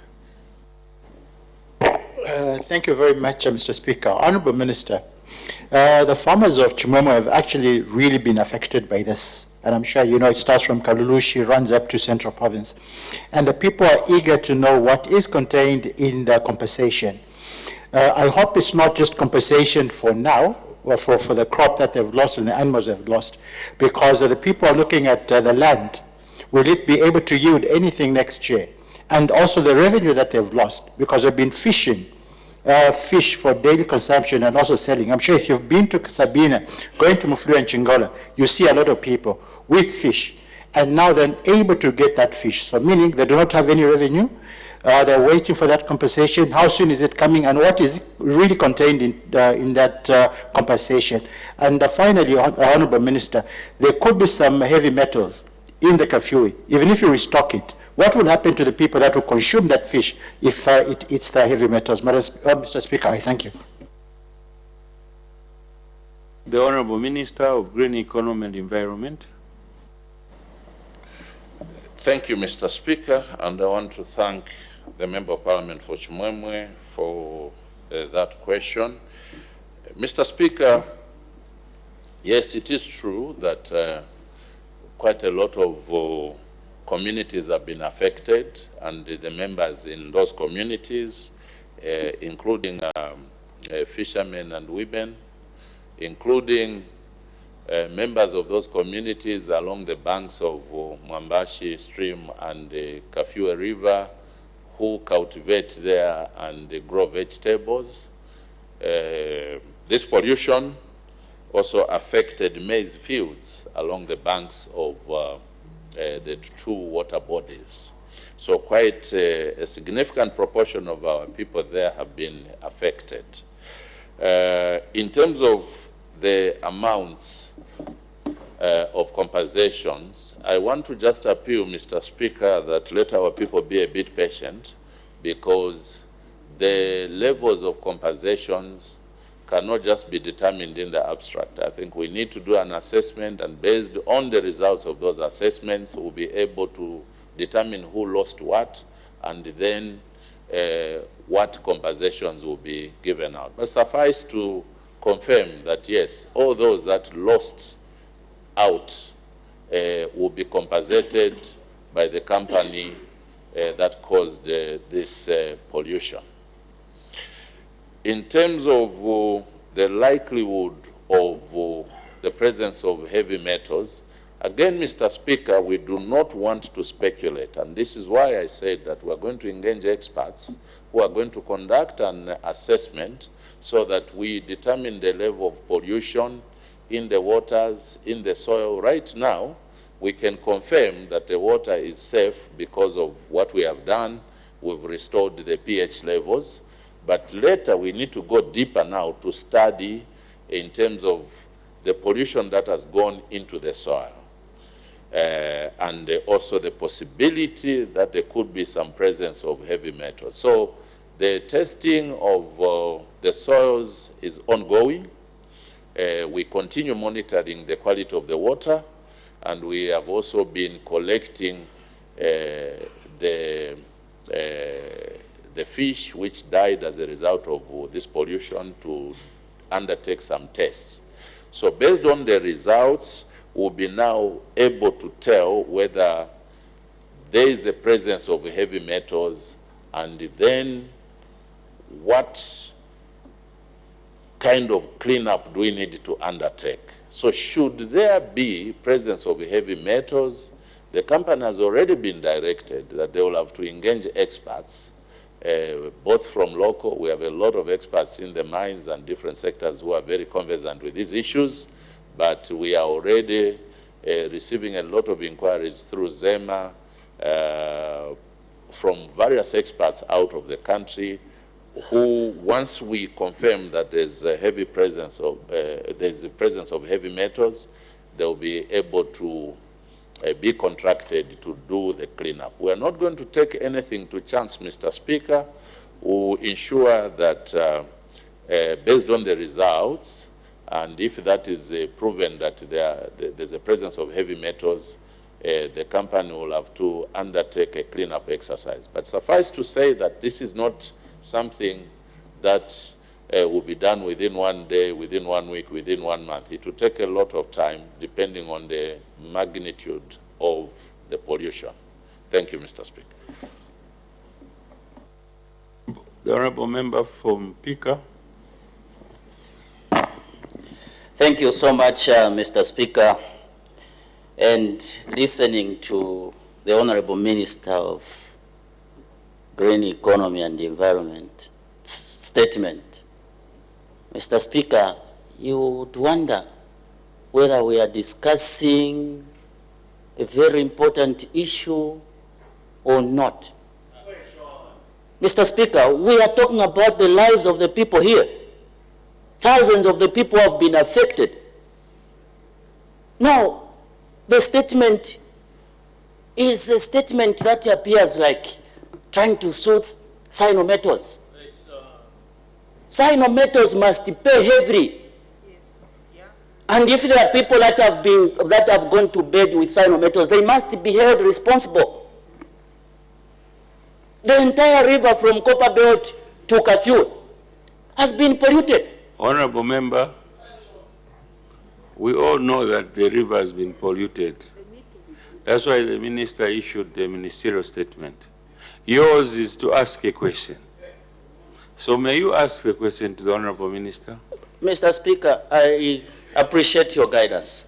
His statement is more of trying to tell us the losses which we all know about. We want to hear the kind of punishment that cyanometals has been given.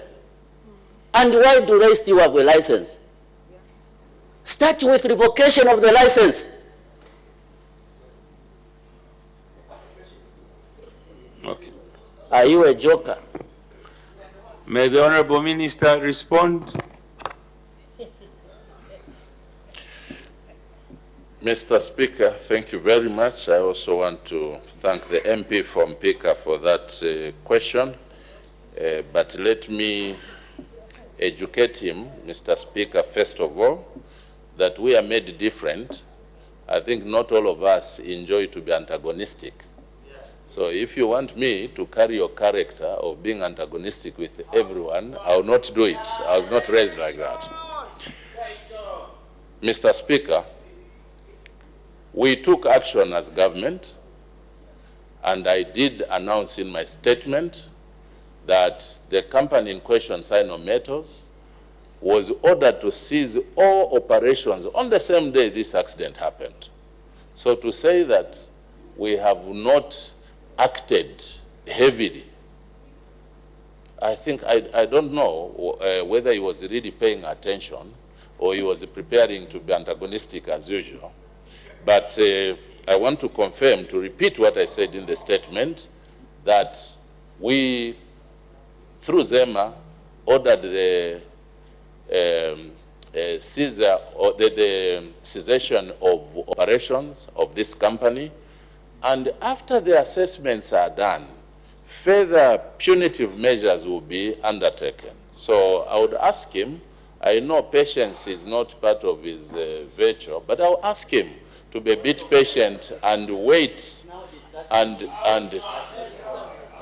wait until that time comes when we'll announce further what measures we'll have taken. Mr. Speaker, I want to assure this House, and through this House, I want to assure the country that there will be no one who will be spared. There will be no one who will be spared. I know that, Mr. Speaker, we have a tendency, particularly when you are dealing with your members on the left, to always be suspicious that we know what is happening. I think it's not our culture, and we have told them, if you have any evidence of anyone who is taking advantage of this incident to do wrong things, come out in the open and report them. We are not going to spare anyone. If any company, including Sino Metals, once we carry out the investigations and we establish that we need to take the following actions, we'll come in the open to announce to the country what measures we'll have put in place. If they are going to be taken to court, we inform the country that we are taking them to court. We are not going to sacrifice the lives of our people, the losses that our people have incurred to favor anyone. So government will handle this issue following our laid down procedures to punish anyone who will have, if it's proven that they were negligent in the manner that they handled this situation.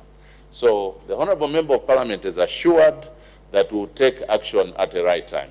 Thank you, Mr. Speaker. The Honourable Member for Mbavala.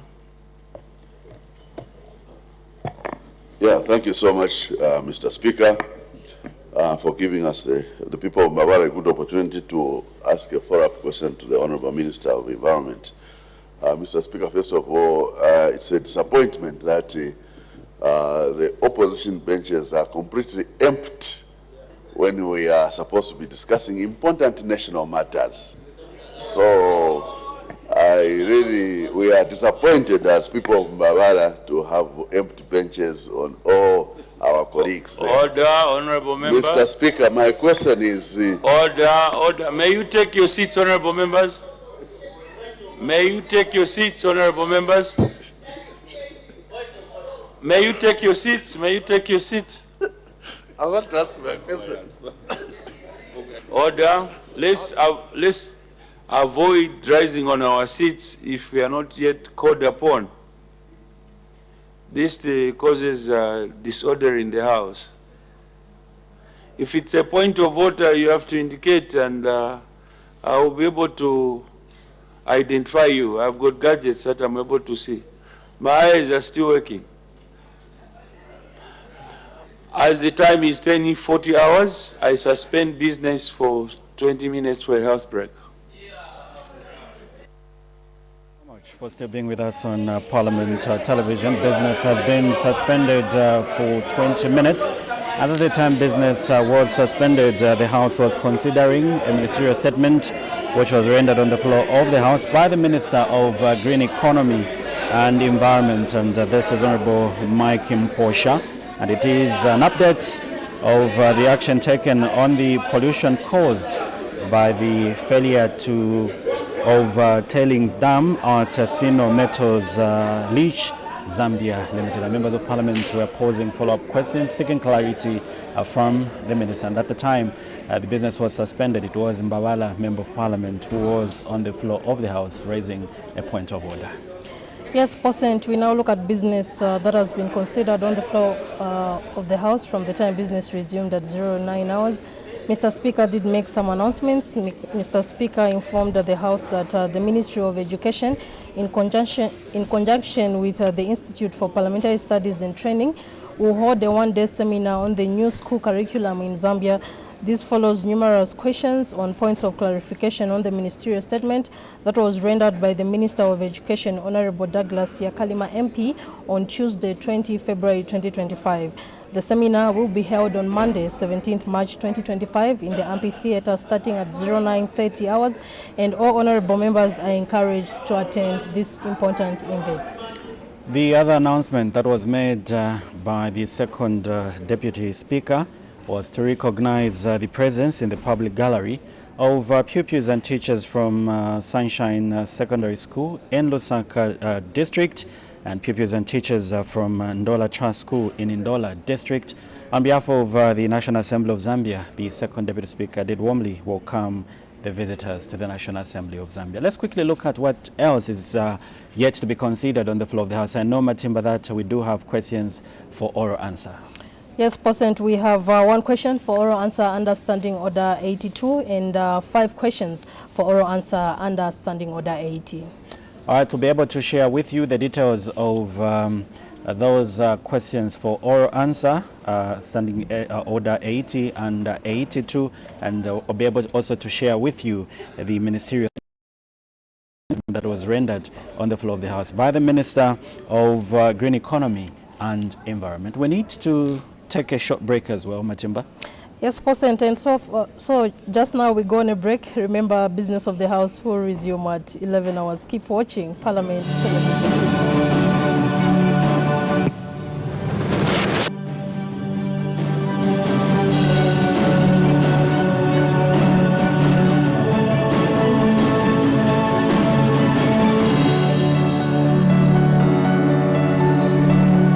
I'm a villager from Monze, the eastern side of Monze district. This is my second term as a member of parliament, serving the good people of Momba constituency. I'm a married man, obviously with one wife, and I have 4 children. In terms of my education, it's important. The primary school I attended at Gasaga primary school in Monze, in my constituency. And after that, I've gone to different institutions, the last one being I did an MBA. My specialty basically has been in business management.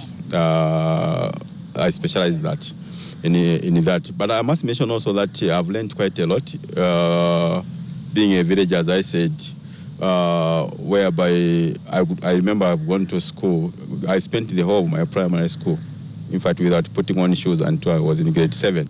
And not because my father could not afford. We had a lot of animals. But I think basically, culturally, those were things which we were not paying attention to. So I've been in this parliament. This is now my 6th year as a member of parliament. And I think history has it to that. So far, I think so good in terms of what I've done for the people of Momba constituency.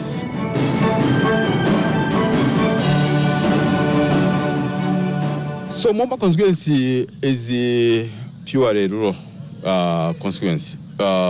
Eastern side of Monze district. In fact, let me say just from the northwestern all the way to the eastern side of Monze district.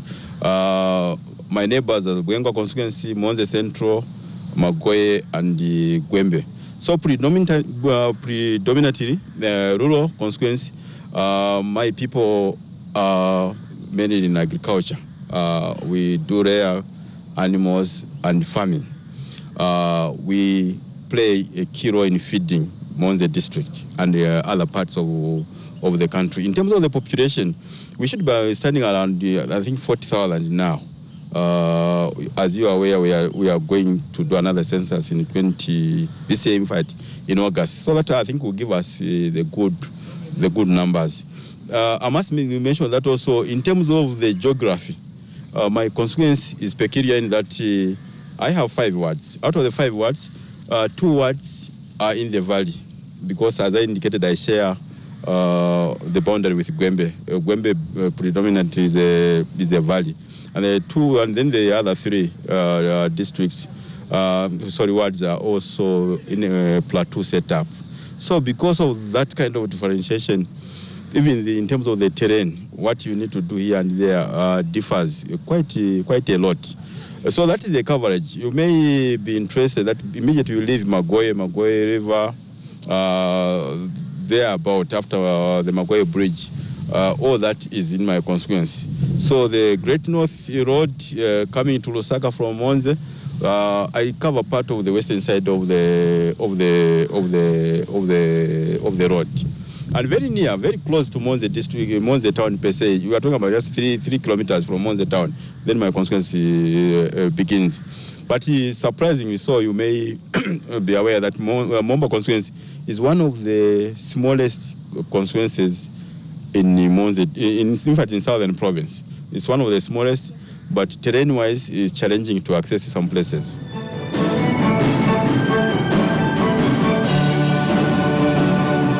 For Momba constituency, I want to look at, in terms of the priorities, what are our key challenges as a constituency?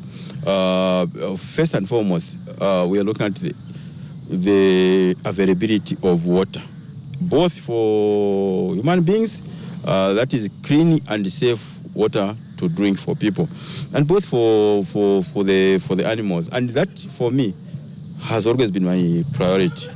I've said it, and I want, by the time maybe I hammer 2026, God willing, I should have a situation whereby almost each and every village, we have villages, should have a bore. Currently, that is not the case.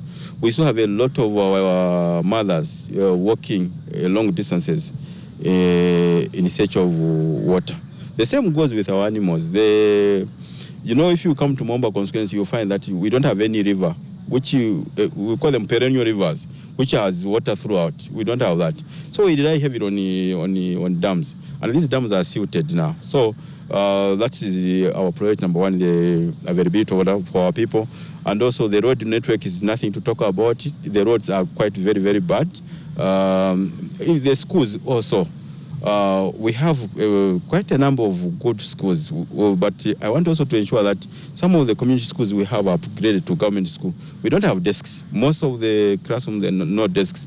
So I can go on and on, but these are the key challenges which is facing us. In developmental-wise, we are still a bit of backward, and now with the increment in terms of the CDF, in fact, makes me to relax a bit in terms of I will have the resources. The challenge now which I have is to work closely with the council to ensure that development is taken closer to the people.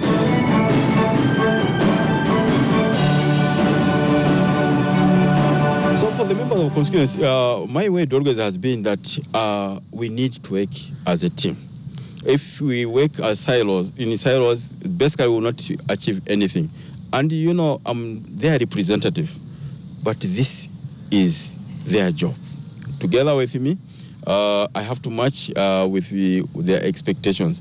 So my request to them, and I want to thank them. In fact, in the most first place, let me thank them that I've worked in an environment that which is very, very good and conducive with my people, those I do represent. And I'm hoping that this will continue even in this second term of mine to ensure that we see what we can achieve as a team. If I take a borehole there, I don't want to say I've taken a borehole there. Obviously, that could be my initiative through them. But let it be them saying this is the development we have been crying for. We have worked and we have achieved it together. So I'm asking for their usual support, as always, so that we work as a team to develop the constituency. My doors are open, just like as their doors are open. I've never gone to a place and then they shut me around. So that openness which we have continued to enhance, I think should be encouraged and should going forward. Basically, I just want to request them that we work as a team.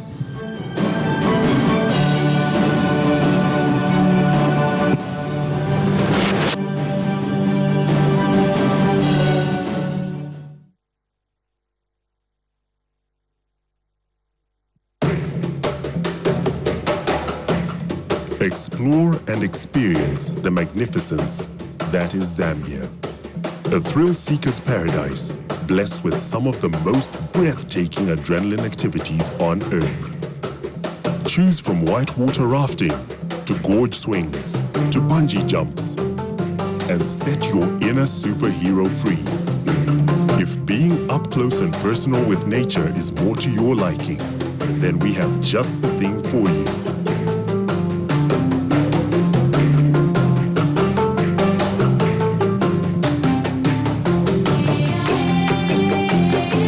Get to interact with the Big Five in their natural habitat. Fine wining and dining, we hear you say? Say no more and be spoiled for choice with a stunning selection of top culinary experiences, all catered to suit each and every palate.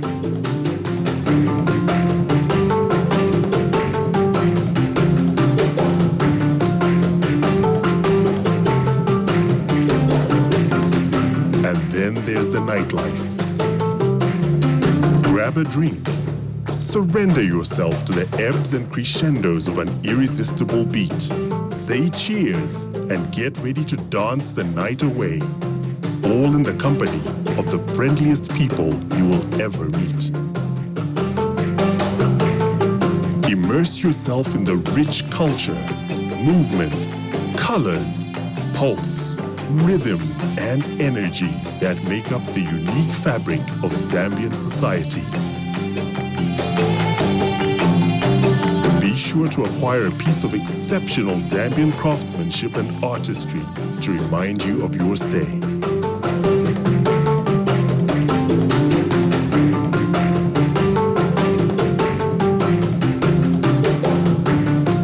Travel back in time and explore the foundations of Zambia's history by visiting one of our numerous museums.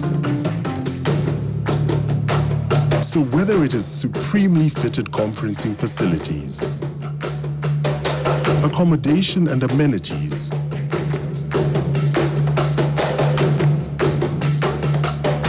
wondrous water bodies,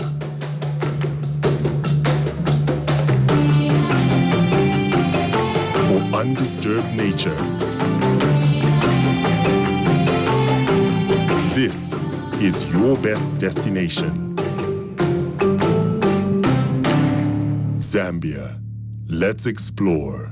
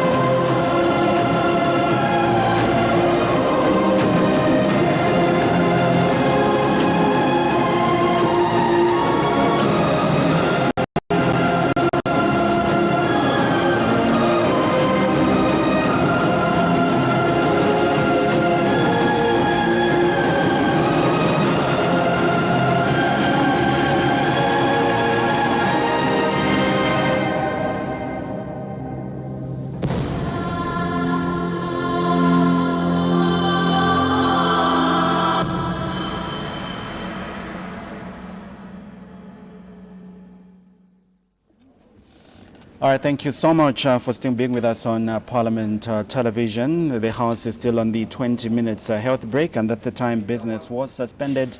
The House was considering a ministerial statement, and this ministerial statement was rendered on the floor of the House by the Minister of Green Economy and Environment. This is Honorable Mike Mposha, MP, and it is an update on the action taken on the pollution caused by the failure of tailing dam at Sino Metals, Leach, Zambia.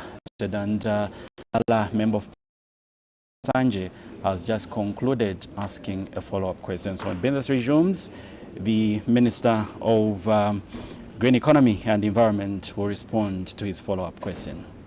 Yes, President, we also expect the House to consider one question for oral answer under Standing Order 82 and 5 questions for oral answer under Standing Order 80. Let's quickly look at the details of some of the questions that are expected to be considered on the floor of the House, and we should also make mention that we expect the resumption of the thanks the President, the motion of 4th March 2025, which was moved by Mr. Sunday Chanda Kanchivia, Member of Parliament, that the thanks of this Assembly be recorded for the exposition of public policy contained in the President's address. Question number 253, Understanding Order 82, is expected to come from Mbabala Member of Parliament, Mr. Joseph Musanje, and he's directing his question to the Minister of Agriculture. He wants to find out whether the government is aware of the outbreak of the 4 armyworms in Mbabala Parliamentary Constituency and other parts of Southern Province. If so, what urgent measures are being taken to contain the outbreak to avert loss of the maize crop in the province, and what long-term measures are being taken to prevent future outbreaks of the 4 armyworms? Question 254, Understanding Order 80, will come from Mr. Lubusha Chipangali, Member of Parliament, directing his question to the Minister of Home Affairs and Internal Security. He wants to find out whether the government has any plans to construct a police station in Chipangali district. Question 255 is expected to come from Kalabo Central Member of Parliament. Just now we take you to the front of the House.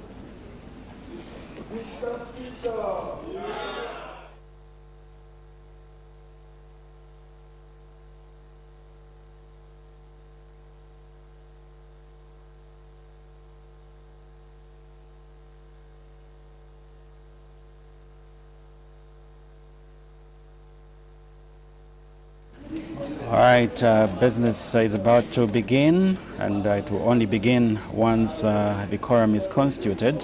We just need to remind you that it is a requirement that 1/3 of the total number of members of Parliament be present in the House for any business to be considered on the floor of the House. Do remember that at the time business was suspended, the House was considering a ministerial statement rendered on the floor of the House by the Minister of Green Economy and Environment, Honorable Mike Mposha, MP, and this one is an update on the action taken on the pollution caused by the failure by the tailing dam at Sino Metals, Leach, Zambia Limited, and it was Mbabala Member of Parliament was just concluded asking a follow-up question, seeking clarity from the Minister.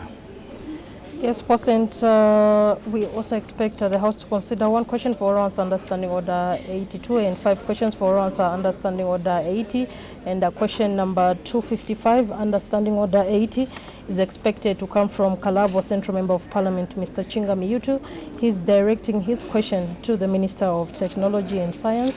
He wants to find out when Zambia last held a science or technology exhibition, where the exhibition was held, who the main exhibitors were, what the fields of the exhibitors were, and what benefit, if any, the exhibition had to the country. The same Member of Parliament, this time around, he will come back with question 258. That's Mr. Chinga Miyutu. Will be asking the Minister of Health. He wants to find out why the issuance of death certificates to relatives of deceased persons takes 24 hours. When business was suspended, the House was considering the ministerial statement on the action taken on the pollution caused by the failure of the tailing dam at Sino Metals Leach, Zambia, in Kalulushi district, rendered by the Honorable Minister of Green Economy and Environment, and the Honorable Member from Mbabala was asking a follow-up question. May the Honorable Member continue? Yeah, thank you so much, Mr. Speaker. My follow-up question to the Honorable Minister of Environment is, given all these computed costs for fish restocking and other environment restorations, including the water and the like, what is the total estimated cost of the whole reconstruction process in terms of the budget, which Sino Metals is supposed to compensate the environment and the government of Zambia? I'm aware that Sino Metals was actually established way back. Honorable Member, may you ask a question? You're debating. The question is, what is the considered cost for the whole process of restoring the environment? For asking a very good question. May the Honorable Minister of Green Economy and Environment.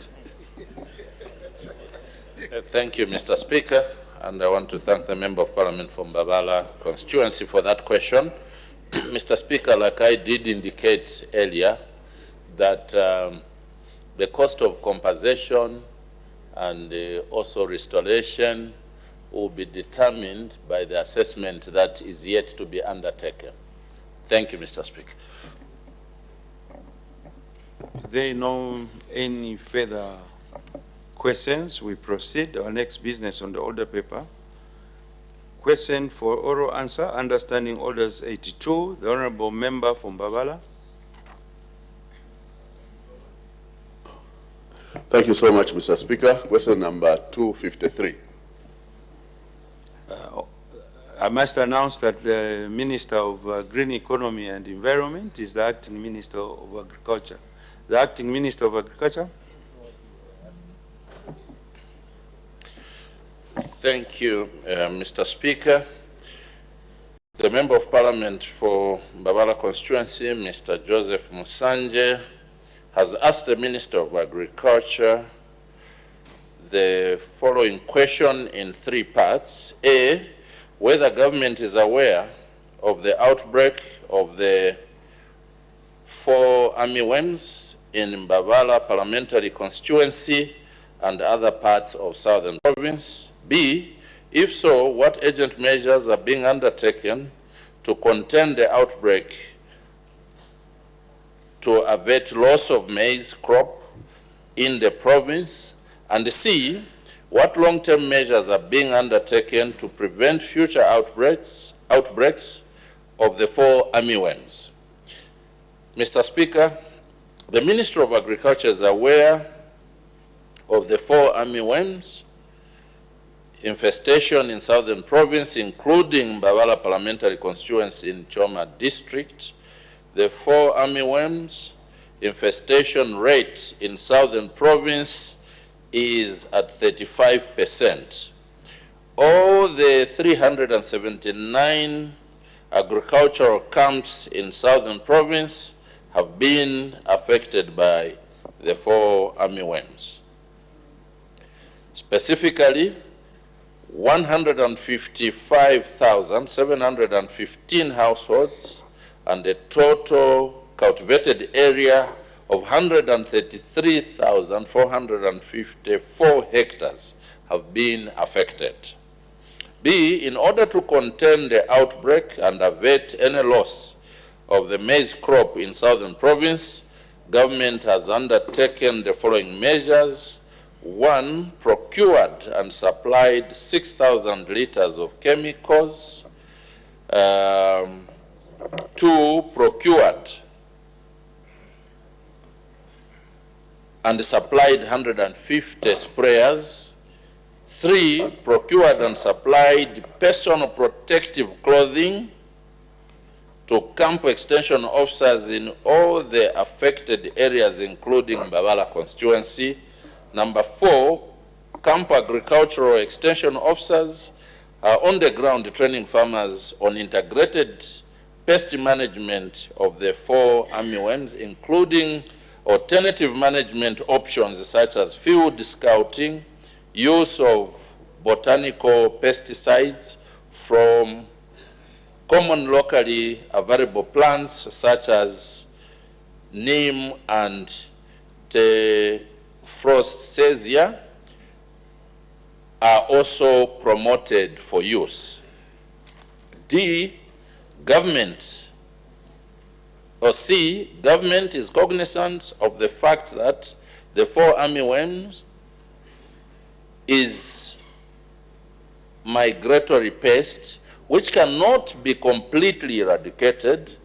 Therefore, to avert future outbreaks, government has, 1, continued with the implementation of integrated pest management options, including practicing good agronomic practices such as early planting with the first effective rains, weeding to remove 4 armyworms alternative hosts, encouraging intercropping and crop rotation, use of Fortenza dual treatment seed, use of tolerant varieties which will be available on the market next season, then promoting use of botanical pesticides as soon as the pests are identified. Number 2, produced an integrated 4 armyworm management extension manual for Zambia, which has been distributed to all field staff as reference 2. And number 3, produced the crop diversification strategy to encourage farmers to plant crop varieties that are not susceptible to foul armyworms. I thank you, Mr. Speaker. The Honourable Member from Mbabala. Thank you so much, Mr. Speaker. Mbabala being a heavyweight producer, one of the heavyweight producers of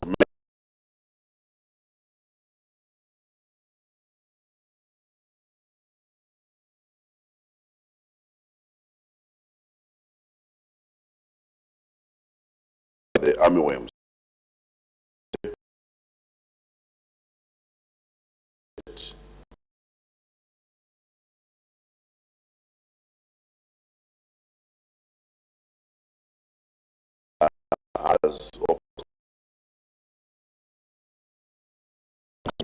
Which is they may not actually reach every in the fields. Thank you. The Honourable Minister of Green Economy and I want to thank Mbabala constituency for that follow-up question. Mr. Speaker,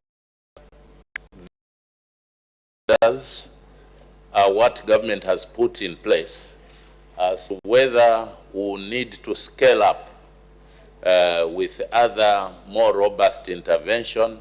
The Ministry of Agriculture will look into that. But suffice to say that we have put in place measures that for now we feel are adequate to contain this problem. Thank you, Mr. Speaker. Next, Honourable Member for Katombola.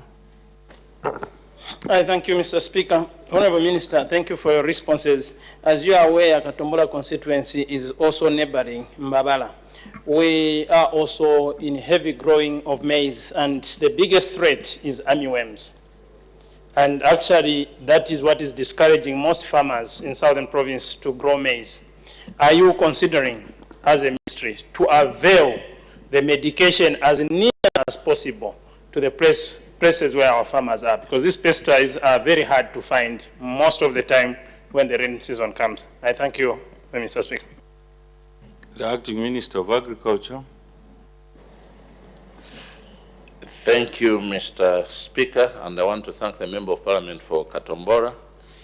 Obviously, Mr. Speaker, as government would want all the provinces to produce and harvest enough maize, which is our staple food, and in view of the 4 armyworms infestation in Southern Province, government will ensure that the chemicals that we have procured are availed to the districts. But if it is, as being reported by the Member of Parliament for Katombola, it is difficult to access the chemicals through our agriculture extension officers, we will check that and ensure that the chemicals are provided as close as possible to where the problem is. So I would ask the members of Parliament that in addition to the very good questions that they are putting on the floor, may we engage the DC's office, but also through ourselves as we are here at Parliament, through the Ministry of Agriculture, to see in which specific areas where we have the chemicals a bit far from where the problems are. And I think we'll be more than happy as a ministry to ensure that we get the chemicals as close as possible to where this problem is. Thank you, Mr. Speaker. The Honourable Member for Magoy. Thank you very much, Mr. Speaker. Honourable Minister, thank you for the statement, and I want to appreciate my colleague, Honourable Fombabala, Mr. Musanje, for this very good question. As you know, Honourable Minister, Magoy is predominantly a farming area, and Magoy is highly affected as well in relation to the armyworms. I want to find out from you, Honourable Minister, that ZARI has produced an armyworm-resistant seed. I want to find out from how this year, and probably what are the quantities and also the areas to be distributed. Thank you. The Acting Minister of Agriculture. Thank you, Mr. Speaker, and I want to thank the Member of Parliament for Magoy for that question. I will Minister to the MP for Magoy in terms of whether this and in terms of the quantities. So the engage the MP for Magoy and through him also to the other members of Parliament who are affected. Thank you, Mr. Speaker. Questions for oral answers. Understanding Orders 80. The Honourable Member for Chipangali.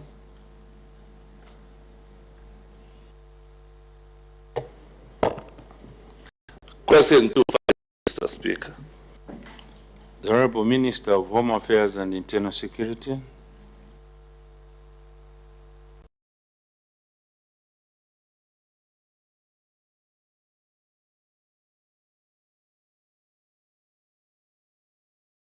For Chipangali constituency, ask the Minister of Home Affairs and Internal Security the following questions. A, whether the government has any plans to construct a police station in Chipangali district. B, if so, when the plans will be implemented. C, if there are no plans, why? Mr. Speaker, in responding to the questions asked by the Honourable Member, I wish to state as follows. A, the government has plans to construct a police station in Chipangali district. Currently, policing services for the district are provided by Mugubudu Police Post under Chipata Police Station. The House may wish to note that the government has also plans to construct another police station in Kasenga ward of Chanje Chiefdom. A 150 meters by 100 meters plot of land has been secured from the traditional leadership for the project. B, the implementation of the plans to construct a police station in Chipangali district will commence when funds are made available. Thank you, Mr. Speaker. Any supplementary questions? The Honourable Member for Chipangali. Thank you so much, Mr. Speaker. Kindly allow me to sincerely thank the Minister of Home Affairs for that wonderful question. Honourable Minister, the good people of Chipangali are extremely humbled and grateful to the for their very serious challenges in terms of security in Chipangali. As you may be aware, Chipangali is one of the biggest districts in Eastern Province, as well as one of the biggest constituencies in the country. It has been a very, very big challenge for the people of Untope to travel for over 5 hours by car to access police services. Therefore, this initiative that has been brought by the able government is highly appreciated by the good people of Chipangali. I thank you so much. Thank you. We proceed. Next question. Honorable Member.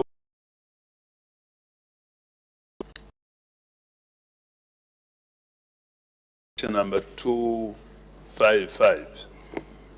The Honorable Minister of Labour is the Acting Minister of Technology and Science.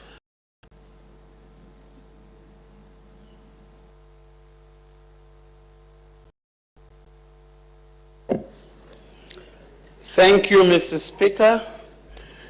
The Honourable Member for Kalabo wishes to ask the Minister of Technology and Science the following questions. When Zambia last held a science and technology exhibition? In B, where the exhibition was held? In C, who the main exhibitors were? In D, what the fields of exhibitors were? And E, what benefit, if any, the exhibition had on the country?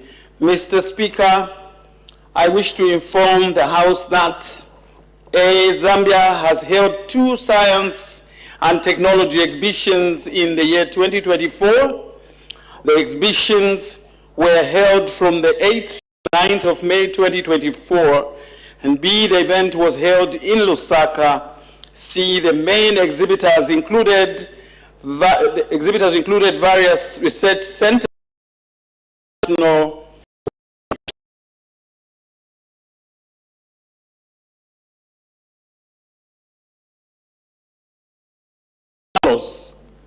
one, Animal Science Research Center, ASRC, and in 2, Water and Environment Research Center, 3, Food Science Research Center, and 4, Energy Development Research Center. I repeat that, Energy Development Research Center, and 5, Materials Engineering and Technical Services, METS. In D, excuse me, the fields covered by the exhibitors included the following, Mr. Speaker. Number 1, animal science and biotechnology, animal feed, innovation, and GMO testing. In 2, water and environmental engineering. These covered cost-effective water treatment solutions. 3, the food science and nutrition covered development of tomato powder, avocado puree, and nutraceuticals. And energy research, sustainability, gas production, and radiation monitoring. 5, materials engineering covered the development of hospital-grade materials and energy generation solutions. Under E, the exhibition promoted research and development innovations that are critical to Zambia's competitiveness. Their exhibitions accrue food security, environmental challenges, amongst others. The event also fostered international collaboration, Mr. Speaker, which is vital for technology transfer and capital building in fields like agriculture and water management. I thank you. Any supplementary question? The Honourable Member for Kalabo Central. Thank you, Mr. Speaker. Thank you, Honourable Minister, for those responses. Honourable Minister, if we are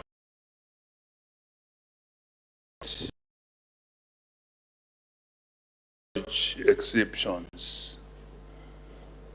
How do you connect these activities to employment creation,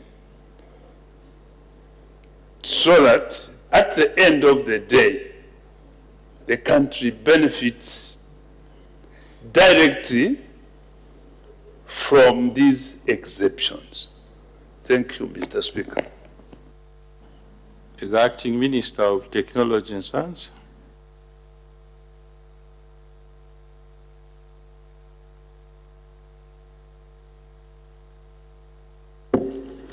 Mr. Speaker, I thank the honourable member for that very good question, very practical and seeking meaning. The honourable member is asking how these exhibitions would lead to yielding employment creation, and this is the path that the New Dawn administration wants to take. This is the path the New Dawn administration of His Excellency the President, Mr. Hakainde Hichilema, has taken, that to whatever spending, the application, the impact. Indeed, as you would have heard as I was reading, just to repeat some of the ones that are here,